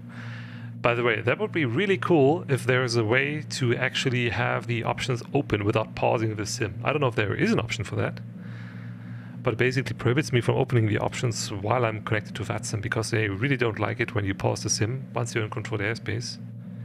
So now obviously there is no ATC online right now, so it doesn't really matter, but the DME switch to the left is left to the nav1 frequency. The DME switch to the middle position always allows you to have the second frequency, and the switch to the right, I guess you mean, provides the DME info for the DME independent frequency. Nice. Yeah, so on the left is what I want, which is the same as to the right because I entered a different frequency. Negative, okay. Yeah, I got it. I think I understand it now. Okay. The weather in Le Mans is also worsening. My tablet just told me, worsening META received for Le Mans. That just says not yet. Yeah, is that a bug report I should file? So yeah, let's just keep it at the current altitude, which is a safe altitude. I don't really have any escape plans right now, but you know, that's only if two engines fail, then I guess we're just praying and looking for an open field, but the likelihood of two engines failing is quite low.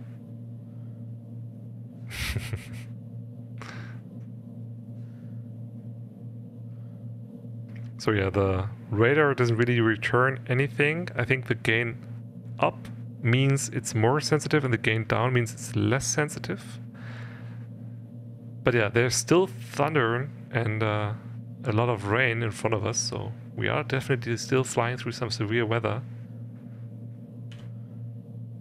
as is depicted here, and it's getting worse in front of us for a little bit still, but then, yeah, up here it looks like it's clearing up. So let's see what happens. I can zoom out a bit, I guess. See if we can see anything. If you want to contest anything, weather dump, please. Well, I'm not sure what it should display or shouldn't display, right?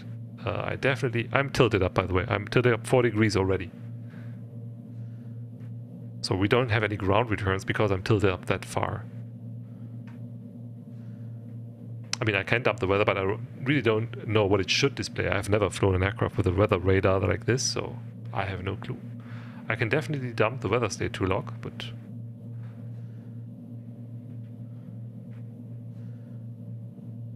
I'm not an expert on this topic at all. Yeah, and it is lightening up, as you can see, right? This is an annoying overcast layer for sure if I were to fly, but for what you visually have, it's correct. And dial it up even more, 7 degrees. Let's see if anything is painted. I'm not going through cells. Yeah, I assume this type of weather should give some returns on the radar. Well, Iceman does or did fly the Seneca, I guess with a similar weather radar maybe, so I'll defer to him.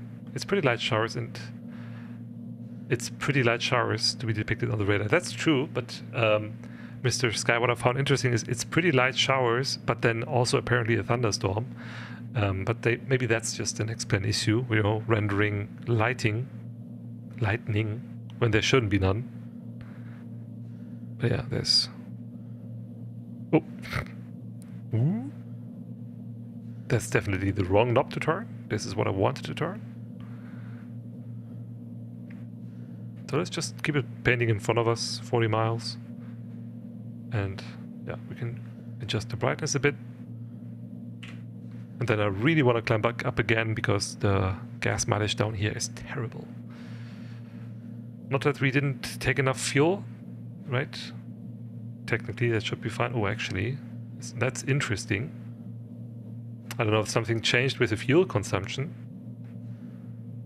but that is quite low. The difference between weather and weather A. Yeah, we did take off with almost full tanks and have been airborne for how long now? Not too long anyway. We might have to land in between and refuel.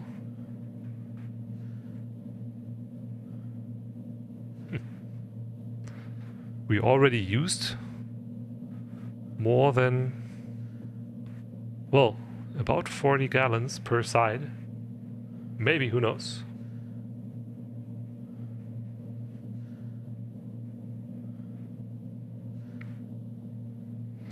Yeah, but it is quite turbulent in there, so I'm probably gonna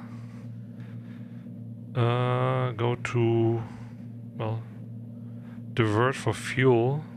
Let's see where we can go. Dijon would work. They are reporting Viva weather, and it's to our right, 60 nautical miles. That's not too bad.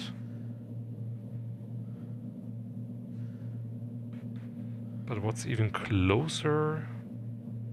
Châtillon-sur-Seine, which is, let's see what it is. 1,000 meter grass strip. Well, maybe not. By the way, I'm checking out this right now.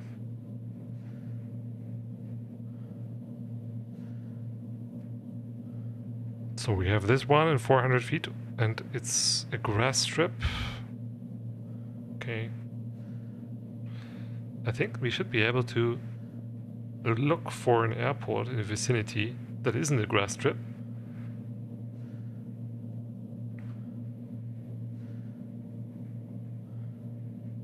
Yes, because of fuel pumps on at high. Ah, I see. Well, we only had them on at high for about 10 minutes. But maybe that was enough to, you know, use that much fuel. So let's see if we have the nearest option here. That might be that's better. So this is flight planning, nearest airport. VFR RNA, that's interesting. That's definitely a paved runway, so maybe we go just direct here for now. Actually, let's just go direct for here. And then procedure doesn't have one, but hopefully it's VMC, we'll find out.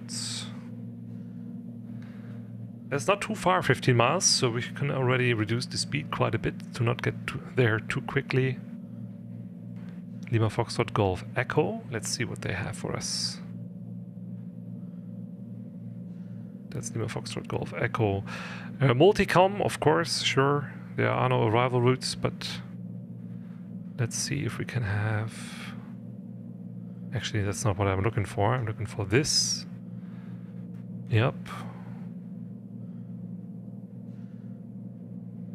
Interesting that it doesn't really have a depiction of the runway. Ah, there we go.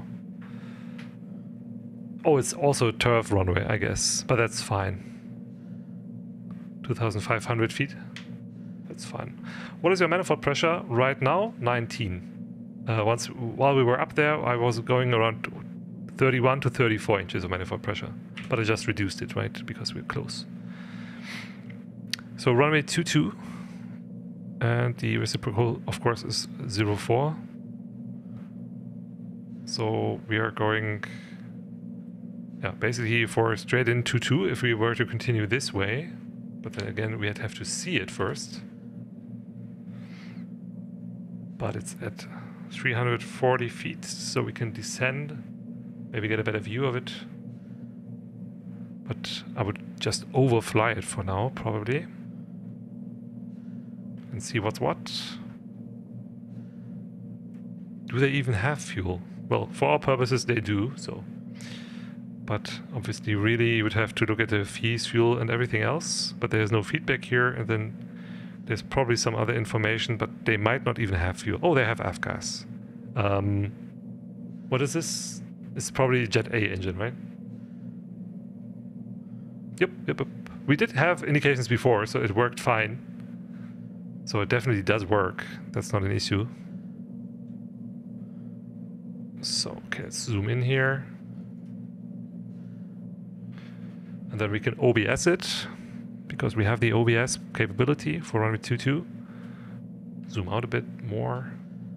Okay, there we go.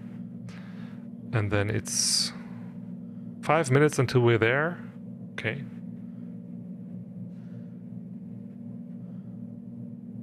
Yeah, so we'll try and land there if we can. The weather should be clearing up to the south, definitely, or to the southwest. We can take a look at the planning page and see what the fuel consumption is, and we have 13 gallons currently, and we need 1.2 gallons to get there. So we have a reserve of 58 minutes. Okay, so we could go to Dijon if this doesn't work out. So that's fine.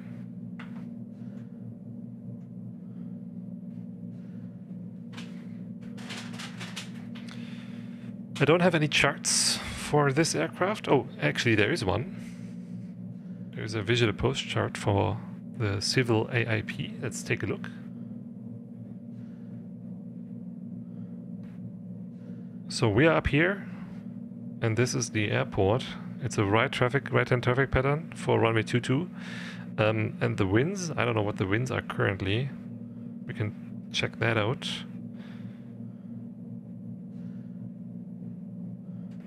Is there any METARs close by? Not really. 257 at 2 is the surface wind from the model. So 22 should work fine for us. Oh, look at that. The road lines are turning on.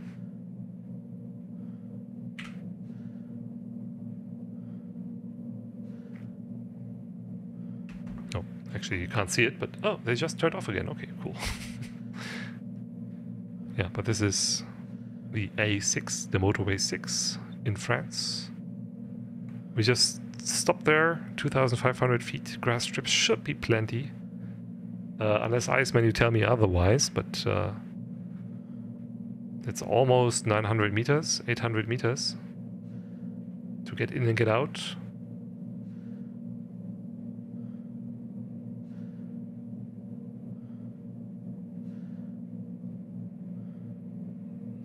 Well, can I depart again? That's the question, Iceman. I don't want to get stuck there. There are some returns, but that's more than the distance to the airfield. So that's not a factor. Yes, no problem. Okay. Best performance for the departure in the Seneca is without flaps, if I recall. So, okay, they want us to be at what altitude? Does it even say on this chart for the traffic pattern? 1000 AGL, so 1800, I think. Alright, and the airport is at what elevation? 800, yeah, makes sense. So let's go, oh, okay, cool, lighting. Let's go down to 1800, which is safe.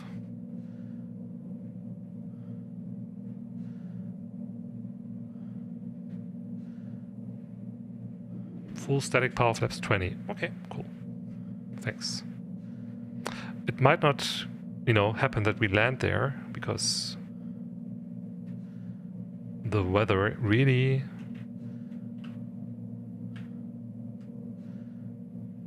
doesn't look great. But we'll see what we can see. I can just overfly it. Take a look. This might be a very localized weather cell. It might clear up momentarily. If it doesn't, we still have enough fuel to go to Dijon. Which we can definitely land there, and we can definitely get out of there again. We still have 11 gallons of fuel. Not comfortable, but yeah.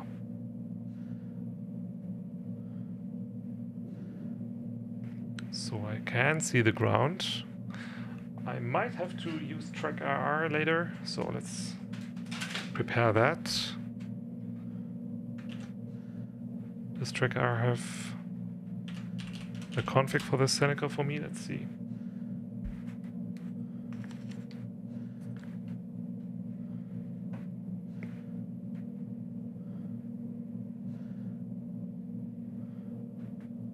Helps if I turn it on, I guess.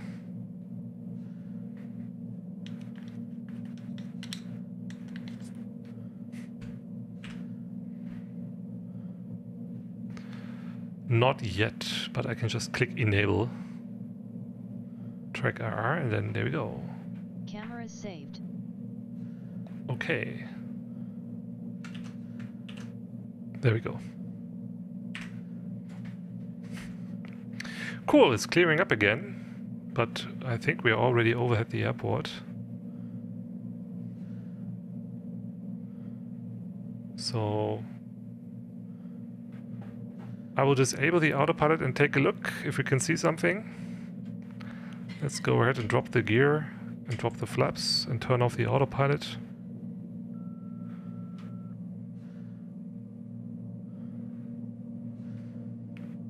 Definitely not ideal.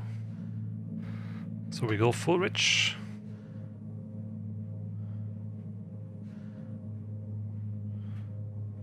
We'll turn on the lights. And I said OBS, I think. So let's do that and not get too slow. So and I want 220 degrees.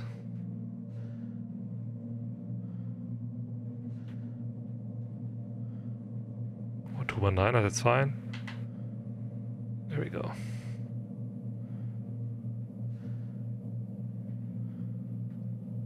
Hello, turbulence. I don't think we'll see anything. Because this weather is just extremely annoying. So yeah, let's just go to Dijon. Let's not waste our time here.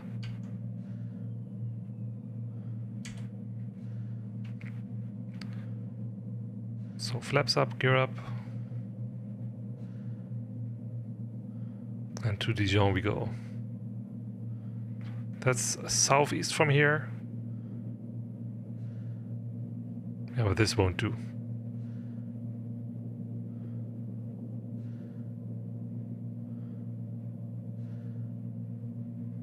So Dijon would be, let's see, Lima Foxtrot Sierra Delta.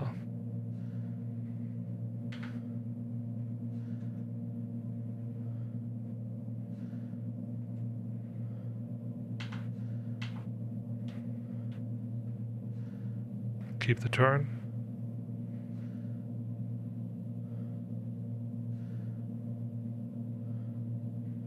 Keep the climb.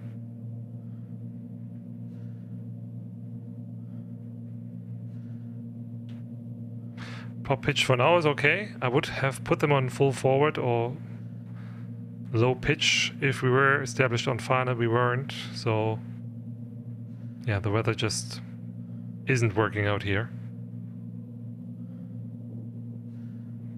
So let's try Dijon, where the weather forecast is a lot better. And we should be there in 20 minutes.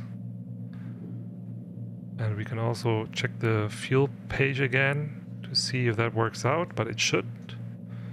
The fuel planning page. So yeah, we need 8 gallons.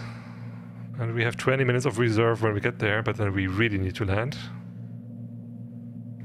So that's, yeah, quite uncomfortable, I would say.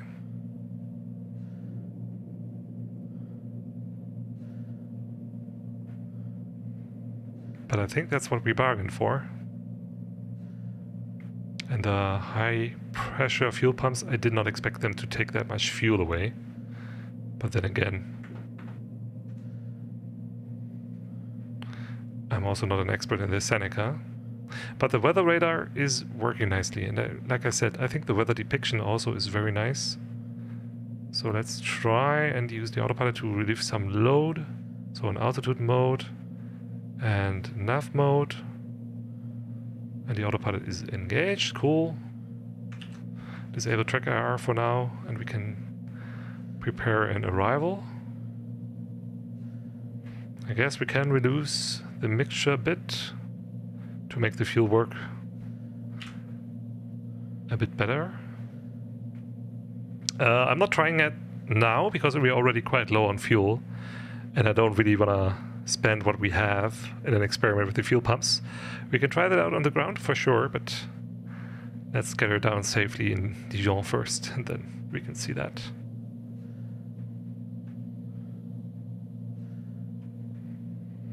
So this should have helped. Let's see.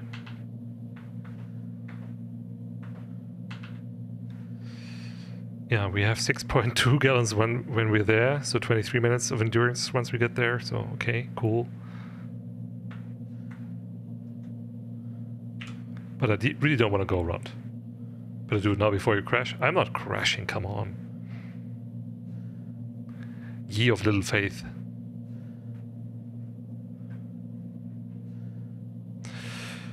Okay, let's take a look at Dijon. There's... that's not Dijon. There is Dijon. Your Foxtrot Sierra Delta, right? Right. So, what do we have? A long runway 17, or then 35, obviously. We'll take 17. Yeah, I did check that. Yeah, 55% is probably a good idea. 3,000 feet, which is between here and here. And then 55% power, which would be at 2,400 RPM, 26.4 inches of manifold pressure. So a little bit less. Yeah, there we go. And then 55% here, which is where we're at. Okay. I think we are there.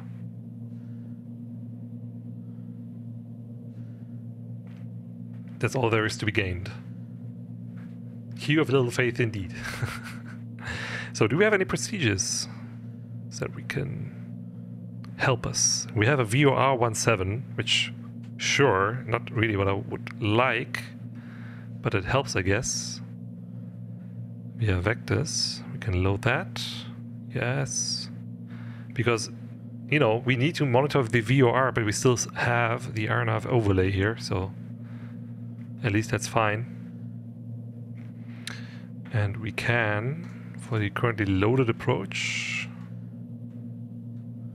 I guess I need to take a look at that for the map, because it doesn't really have any magnetic headings here, which is a shame. I would hope that it's there, but it doesn't. Cool, cool, cool. So let's take a look at the chart. If we have it, it should be available here for the instrument plates, the VOR 17. Okay, 7.1 DME from Delta Juliet Lima.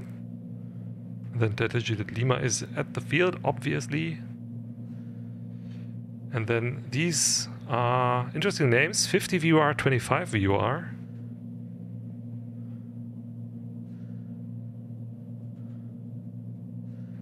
And the FD17.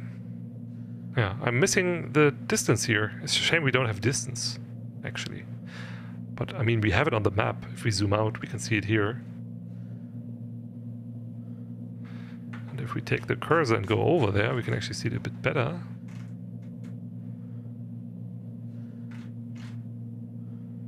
So zoom that in. I guess only if we enable the approach. Let's switch to heading mode for now. So we can actually do that. The heading is synced. So let's go to heading. And then procedure, activate vectors to final. And then I guess we can go back here. Ah, there we go. That's better. Okay.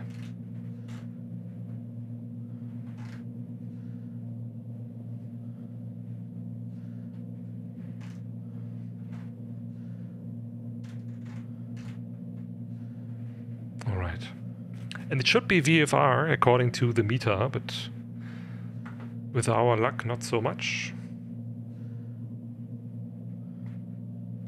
Anyway, the VOR we're looking for is on 11145. This one. And we can switch this to VLOC. And then we need... What do we need? 169. So is it already selected? I think not.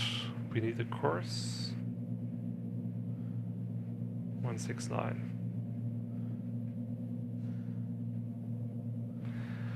And let's head away from the direct 2 to the airport and intercept it. Oh. 169. Go back here. And I think I have a binding so I can cheat a little bit and move the heading like this. We are diverting because of the fuel situation. I turned on the fuel pumps too high. We wanted to land at a grass strip, but the weather got too low once we got there. And now the plan is to, with the last bit of fuel that we have, go to Dijon and land there. Because, yeah, inexplicably, to my knowledge at least, having the fuel pumps on high really took a lot of fuel, which I didn't know about.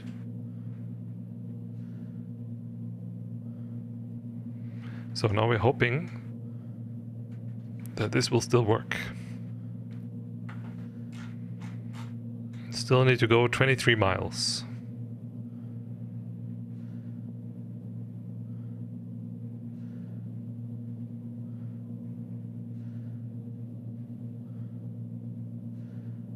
Plus a little bit for the approach, which according to our fuel page,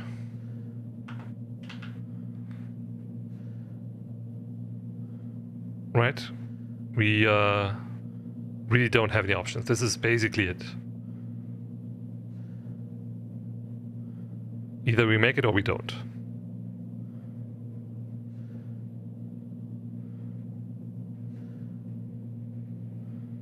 Yeah, I'm just trying to do exactly that. Lean it a bit more, but still keep the engines happy. But I don't know what amount of usable fuel we have, because this is taking a data from X-Plane, of course, which is perfect. And the sim is not so much perfect.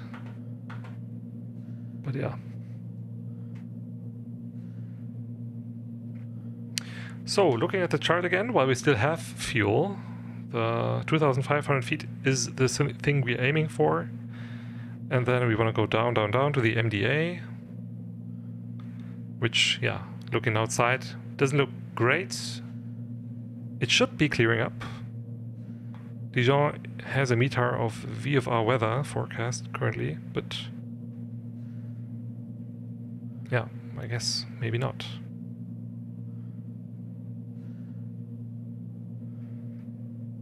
The weather is delayed anyway, right? And this is right on the edge of the front. So as you can see, it's IFR behind us and VFR in front of us, but we can't really get any further than Dijon. So we're just shooting the approach and see what happens. I think this approach doesn't have an overlay, does it? Oh, it does. Okay, cool. So we can at least do this. So we can go to the final approach fix, turn it a bit around to the right. We have the final approach course already in there, 169er, and we're just gonna go down to 2,500 feet. Saves a bit of fuel because we can reduce manifold pressure. So I did this, sorry, you can't see that, but here we go. So okay, remove the altitude hold, go down a bit, reduce manifold pressure a little bit while we're in the descent, and try to eke out a bit more fuel. But then, yeah, as you can tell, the weather really doesn't look great. And the MDA is 1,500 for 1,500 meters RVR is 450 feet.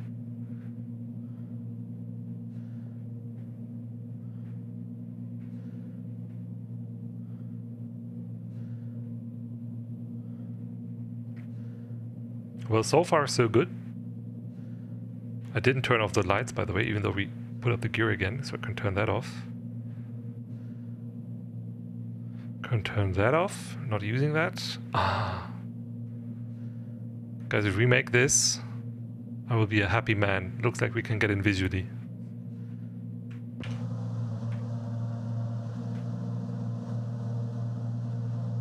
What a sight to behold.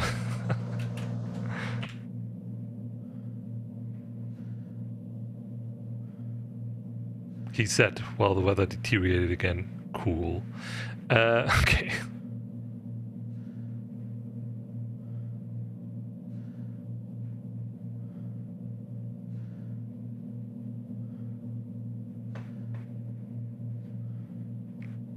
Alright, once we're at 1,500 feet with the local QNH of 1008, which is selected. Obstacle advisory, sure. Keep an eye out for that.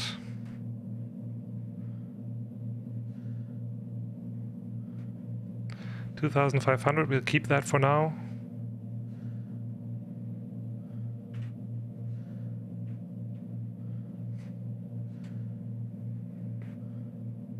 The MSA is 3,400 around the airport, so right. Not overdo it.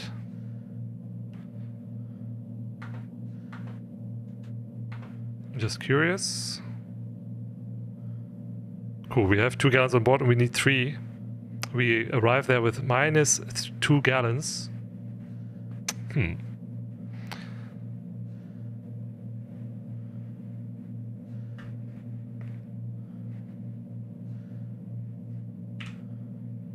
Not ideal.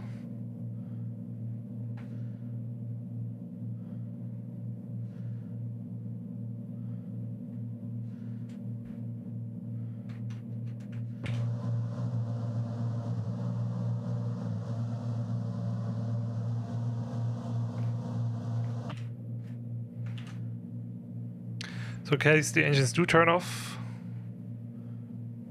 at least it's not densely populated. You are exactly right.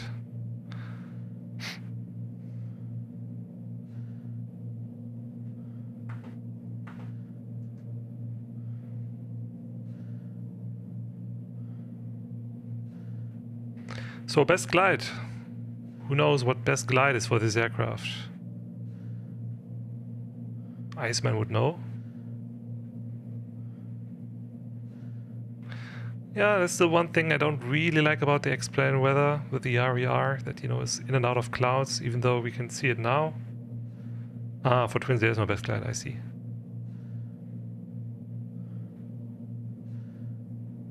Well, we're still flying, and I think...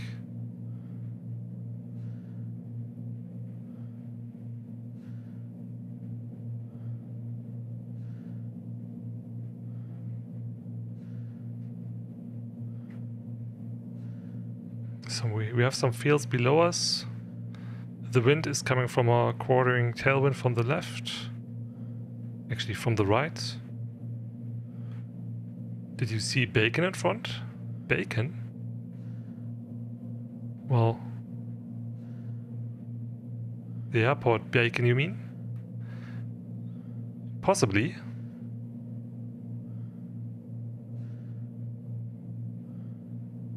It's here. It should be in the city of Dijon, over here. We are about to intercept the VOR course. And then there's a stretch of woods, which is not nice to see, I would say. But hey. Iceman, that's the plan. You can turn towards the airport now. But the problem is, with the explain weather, it might, you know, immediately reduce our visibility again. Sometimes it just, especially if you're approaching an airport with a published METAR, it might transition to the local weather, whatever is published. Yeah, I don't yet have the airport in sight, guys. I don't know if you can see it.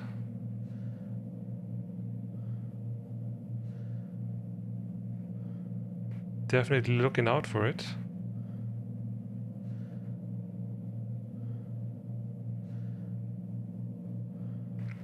Oh, definitely an emergency. Because I don't think that's it. Because the airport should be to our right still. And there's no other airport on the chart that I can see. Yeah, should be at my right, exactly. And there we go. Okay.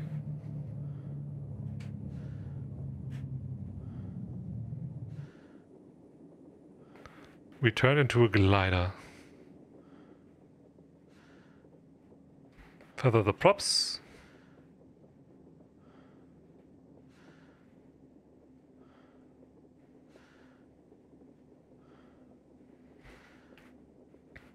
And this does not look good, guys, but we'll see.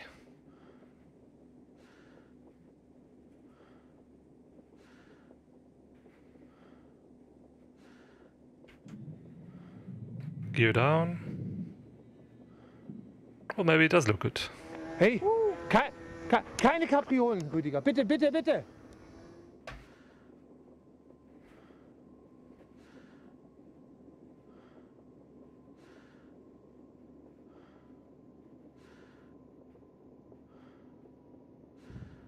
Hey, we survived.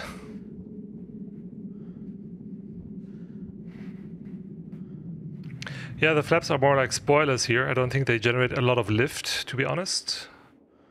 But there we go. Missed it by 2 gallons of fuel. Well, I guess the fuel pumps really took a lot out of these engines. So let's shut that off. And that's not necessary anymore. Cool. When you land to refuel, can you please reload the aircraft and art from the explain menu? The needles of the THT and oil should come back. No fuel totalizer on board. Well, we have, this, the fuel, and this, if you're talking about these gauges, but there's no electronic helper if you're looking for anything else. Oh yeah, cool. Test the pumps before you crash. What do you mean, the pumps? When you... Oh yeah, sure, I will reload, definitely. We can see. I guess I can reload it while we're here on the ground. It doesn't really matter. Then we can get the needles back. Alright, that was exciting. Cool, cool, cool. Let's shut it off completely before we do anything else. So I guess, yeah, we don't have to worry about the alternators anymore. They're off. So let's turn off the avionics switch. Turn off all the lights. Pitot heat is off. This is already off. Off, off, off, off, and off. We can go to the gas station and take off again. Well, to be fair, this is mostly what I wanted to show for now. We can just load in somewhere else and take a look at the weather, because I think that really deserves its own showcase. It's nice here near Dijon. I didn't expect it to be this nice. Yeah, we will do that. So we'll... And also I did not crash, Beaver, yeah? Let's make that clear. So this was nice. We can actually take a look at the replay. See what we did once the engines did turn off. I think we can speed this up a bit because it turned off above the... Obviously, above the forest. Where else? So yeah, we came into view with a city that was quite nice. I didn't quite see the airport yet. We can figure out where that was shortly, but let's see. Flying along, flying along. I think this was the field where we ended up at.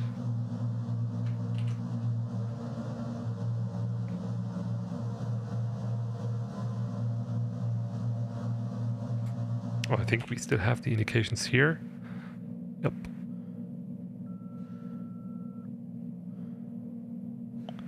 Ah yeah, that's when we initiated the turn to say let's go direct to the airfield. So let's speed it up a bit more.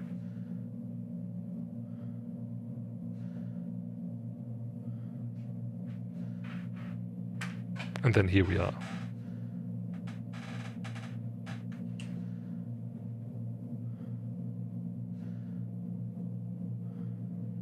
This always turns back on in replay mode. Newly initialized.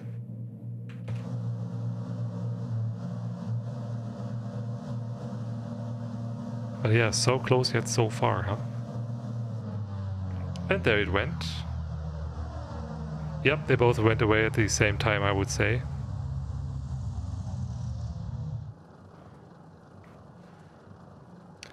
And then to feather the props, obviously, which is what we did. And then let's, yeah, this is a nice field in front of us. At least it's upwind. And we did make it over the very uninviting ditch, ravine / forest combination.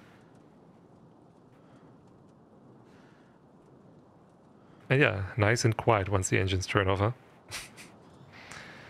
Then we dropped the gear at the last moment.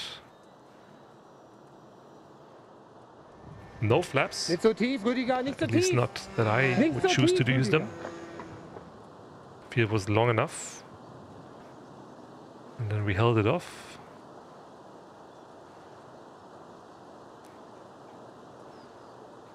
And survived. Alright. Having a second thought, next time shut down an engine, cross-feed the fuel tanks and continue with just one engine. Well, I guess that would maybe help. But then it would make the landing more interesting. Yeah, but yeah, we can just reload at Dijon and then see if the aircraft actually has needles again. Because that's near us. Let's just go there. Change. Dijon. Lima Foxtrot Golf India. That's not correct. Oh, by the way, we wanted to look where Dijon is. Lima Foxtrot Golf India, which is a small VFR field, would have been here. But still, even that, too far away.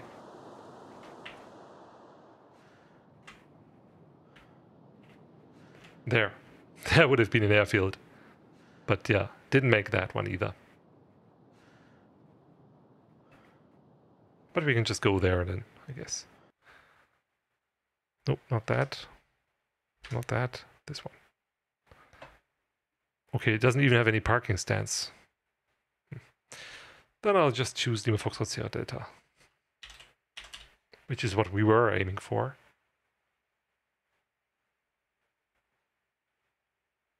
Mill 3? What?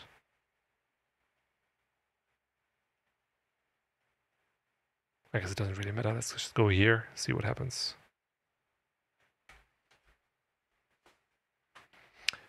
Ran out of fuel, Flugo. No dual engine failure, but the high fuel pumps really ate away at our fuel.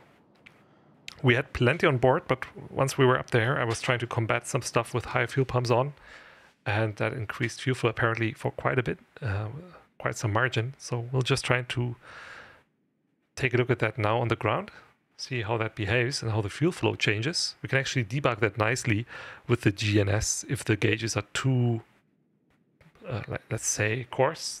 If we don't see anything that we want to see. Don't know why that's on. Should be off. Okay, well, there we are. This is where we wanted to land.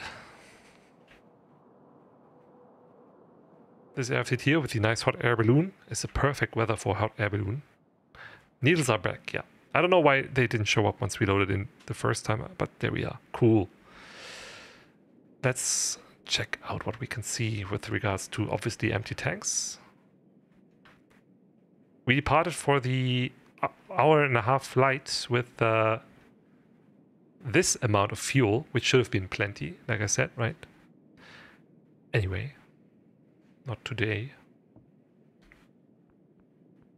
Let's just quickly gauge what the fuel does and how the fuel flow behaves. See what's what. Okay, cool. The parking brake is set. We'll start the left engine first. I guess we might need to prime it. I'll just try to start it straight away, see what happens. Yeah, because there was no fuel in it, so no wonder. Doesn't work. But then, yeah, we have the levers open. We have fuel on board. We can see that here. Actually, I didn't save it, did I? I did. All right, let's try it. 1, 2, 3. There we go.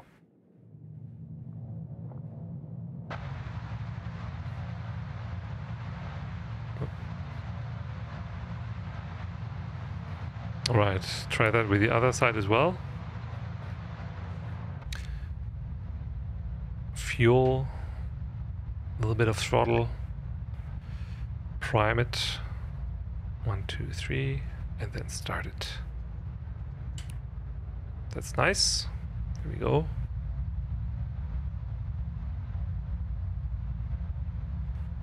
Cool. Okay, let's check out the fuel pumps on high mode. Today's stream needs a kids don't do that at home disclaimer. It really does, yeah. So, looking at both gauges. Why not? Let's start this up.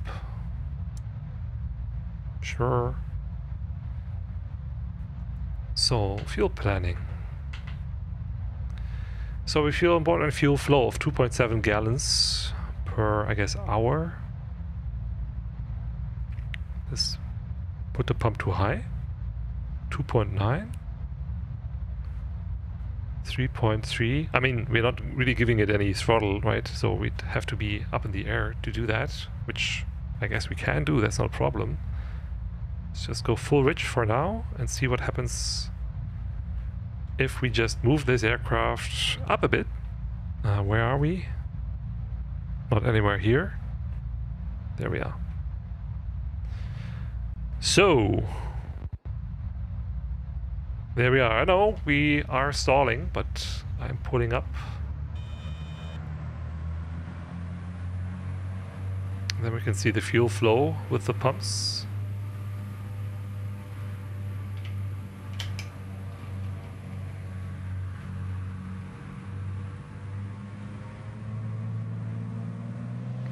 We're not connected to Vatsim anymore, Jan. We disconnected once we enabled replay mode, so that's fine. Okay, gear up. Don't have any flaps. Let's trim it out. The window is closed. Let's make it quiet again. And just enable the altitude hold autopilot. There we go. So we can see now that we have a fuel flow of 30 gallons, and if we remove the pumps, it doesn't really change anything. Does it? Even here, the fuel flow. See, now the engines keep running even if I disable the pump, so maybe that was an issue with reloading the aircraft as well, because that was an issue before, if you remember. Without pumps, we lost RPMs immediately. And now it doesn't really have any effects. Doesn't matter what we do here. Is this current auto? Well, it used to be, I think, the base model, but the fuel pressure is what changes more than the fuel flow. Yeah, I mean, that's what confused me. Right? Because... Oh, not current. What was it in? The original model came from... Not anymore, obviously, but maybe you redid the entire model. I don't want to be unfair, obviously. Yeah, so maybe this was just an issue with me loading in the plane before. So, because now it really looks to be working wonderfully. I'm not sure what happened. Now we can at least take a look at the weather. And this is, like I said, I think this is a really nice update also for the clouds and such, right? It looks really great. There was a mod to the Coronado before this one came out. Okay, so this is new, right? Is it on the marketplace? No, you can buy it. Ugh. Here. Let's put that link in the chat. I highly recommend it. It's a very nice plane. If you're looking for a good twin that is, as you saw, definitely capable of icing and a lot of stuff that you can throw at it if you manage it better, definitely give it a look. But yeah, the weather really... actually, yes, we can sample from some presets. Let's go to VFR broken. I guess we are in a cloud now. But that's not an issue. You can just go down. Sorry, explain. Oh, this is broken? Okay, I guess.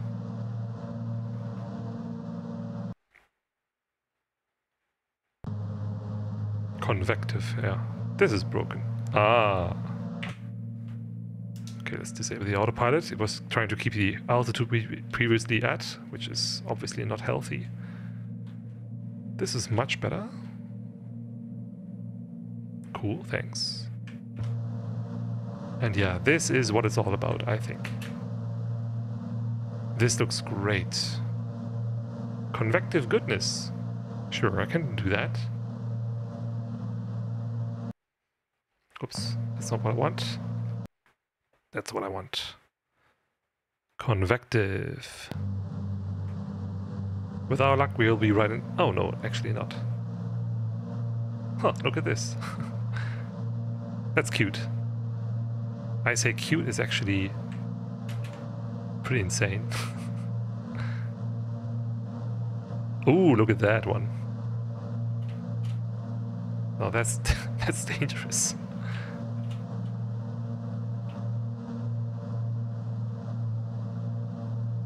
So yeah, that's nice. Large cell thunderstorm. Yeah, I would say. Sure, we can. Yeah, let's do that actually. Let's just disable the autopilot, turn to the right, enable the weather radar. It's actually on, but turned all the way down. No, it's not. I'm not sure if we broke something with reloading the aircraft like that, because the avionics are on, but this doesn't turn on.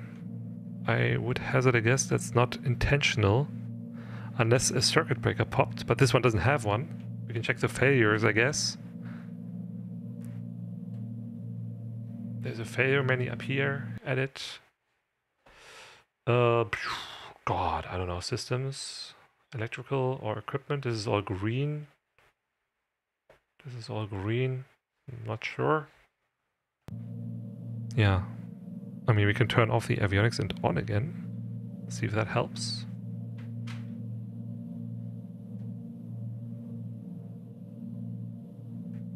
I would hazard a guess to say no, it didn't.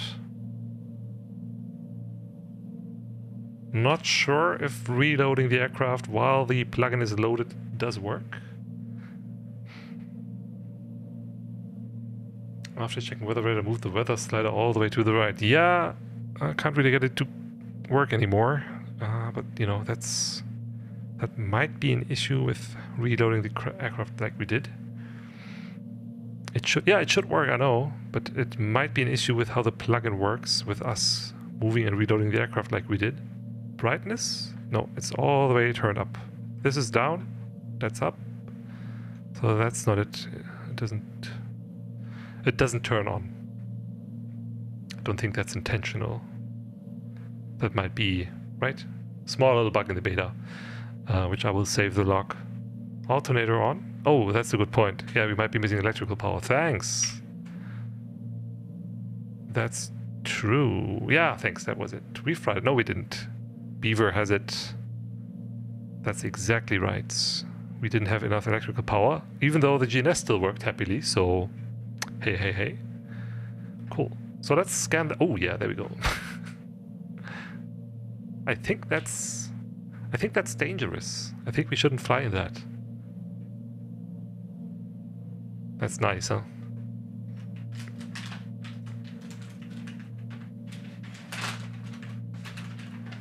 Evil eye, yeah, for sure.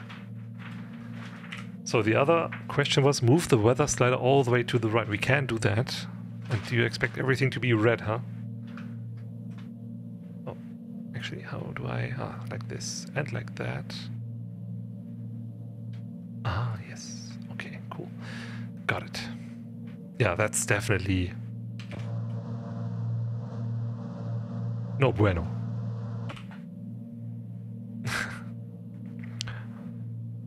I mean, we can, if you really want to, we can see what happens if you fly into that thing. I'm tilted up a bit. Let's see what happens in front of us. Still deadly. Yeah. I guess we can just speed this up a bit if we take the aircraft and move it towards the cell. Whoop. It's magic.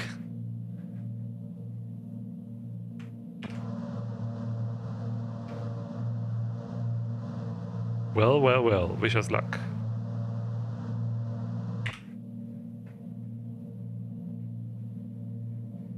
Scary, definitely. So the autopilot is off. The G-loaded camera is on. Is there something behind it? You could see if there's any attenuation shadowing implemented. I asked Delta Who this question earlier. I don't know if he got to answering it. I don't think shadowing is implemented yet, to the best of my knowledge. We'll just have to wait and see once it's released, because, well, we'll see if there's something behind it. I don't think there is, because this map here is the cheating map, and the cheating map doesn't have anything behind it. Right, so, no.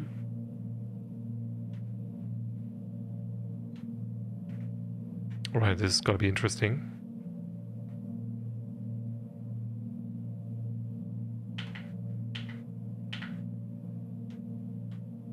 Maybe, maybe not, we'll see. There's the rain. Fasten your seatbelts, for sure.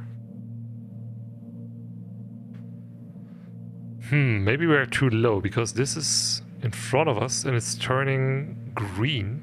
Well, we'll see.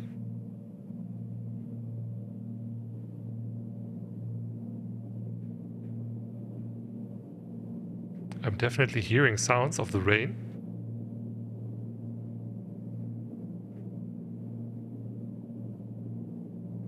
And there's definitely lightning. Getting a bit bumpier and bumpier.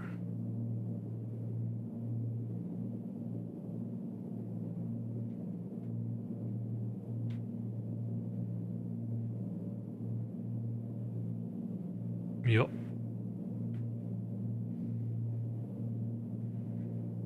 Well, we're definitely in it now.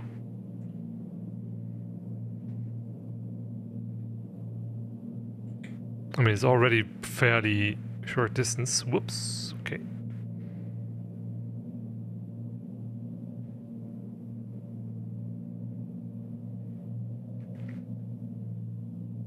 We don't have a lot of tilt, right? It's basically just up 2.5 degrees. If I tilt it down further, we'll basically mostly get ground returns. I mean, I would say this is pretty bouncy.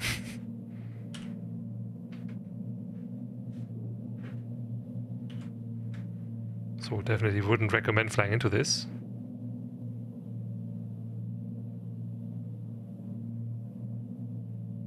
I'm not doing anything with the yoke, right? The tossing around is just what the weather is doing to us.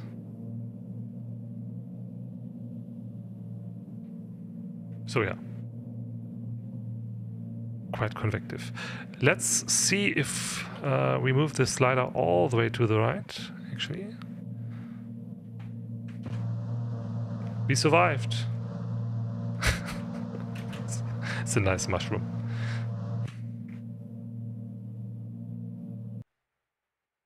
This is large south thunderstorms. Right. Okay, now we're going with gas.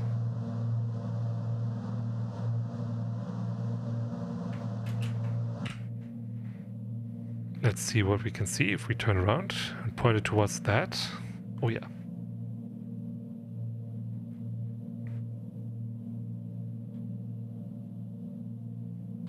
This is definitely monstrous. And beautiful. This is time for the oldie screenshot moment. Nice.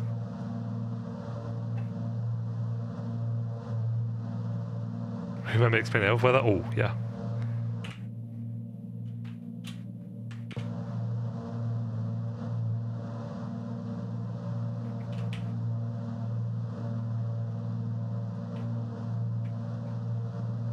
Yeah. Quite impressive.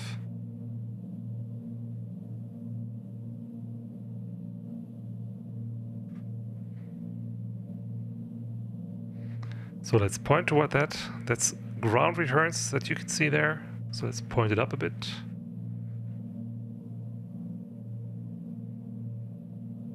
Yeah. So most of the energy is in that one behind here, actually. Not so much in the one in front of us. But yeah, this is definitely some intense weather. It's actually... where are we? There. Let's go up a bit.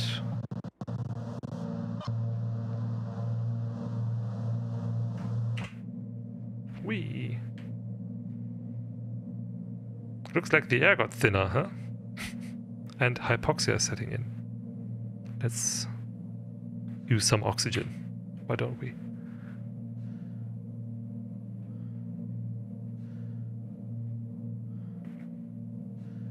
If it's not empty.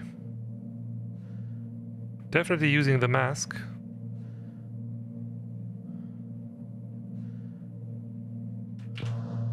It's nice outside, but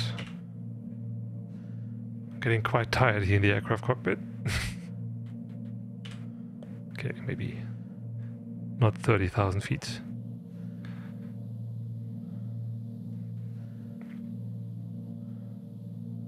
Yeah, interesting, impressive.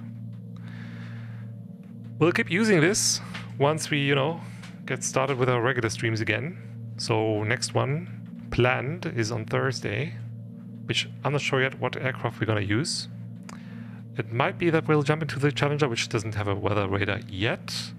We might want to jump into the Citation Jet, which also doesn't yet have the weather radar, but a lot of stuff is coming.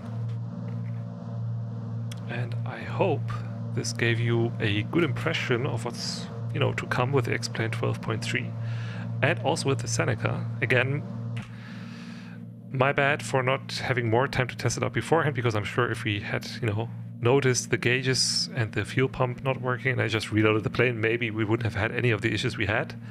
And we'd right now be on the approach to Karlsruhe, Baden-Baden. Yeah, Lamina definitely cooking, yeah. And also this is always fun. If we do this and then put the focus distance, actually, I guess I have to type it in, to the back and then increase the f-stop. This is always a nice shot with a slightly blurry cockpit. Yeah, really liking it. Very cool, impressive weather radar implementation. This is a very cool airplane you're flying, yeah. Yeah, this is always nice. I guess it's a nice screenshot for an advertisement. Let's put it the other way around. Focus on the cockpit. And increase the f-stop a little bit. Also nice. Cool. Guys, thanks for stopping by. Hopefully the English stream was tolerable. Not the usual thing that I do, but always when I stream, English viewers are more than welcome to ask any questions and participate in the chat. Most folks in Germany do speak English fairly well. Most, not everybody, of course. I expect to be streaming in German again on Thursday. Sorry, Tuesday, not Thursday. And I'll catch you guys on the other side of that. Let's see if anybody is actually online that we could raid. I know Fighty is back at it again. But he's flying Microsoft Flight Sim. That's not really... I guess there's nobody really online in X-Plane. Boozy Sheep, which I don't know him. But if you want, we can raid Boozy Sheep. If Conti was here, he probably could recommend him. Isn't he... Oh, he's flying Stuttgart to London City. In the Challenger? Well, why don't we go there immediately? Say hello for me. I think this is a great follow-up stream. English as well. Challenger. Going from Stuttgart to London City. What more can we get? Cool. Yeah. Happy start of the week to everybody, and I'll see you guys later. See ya.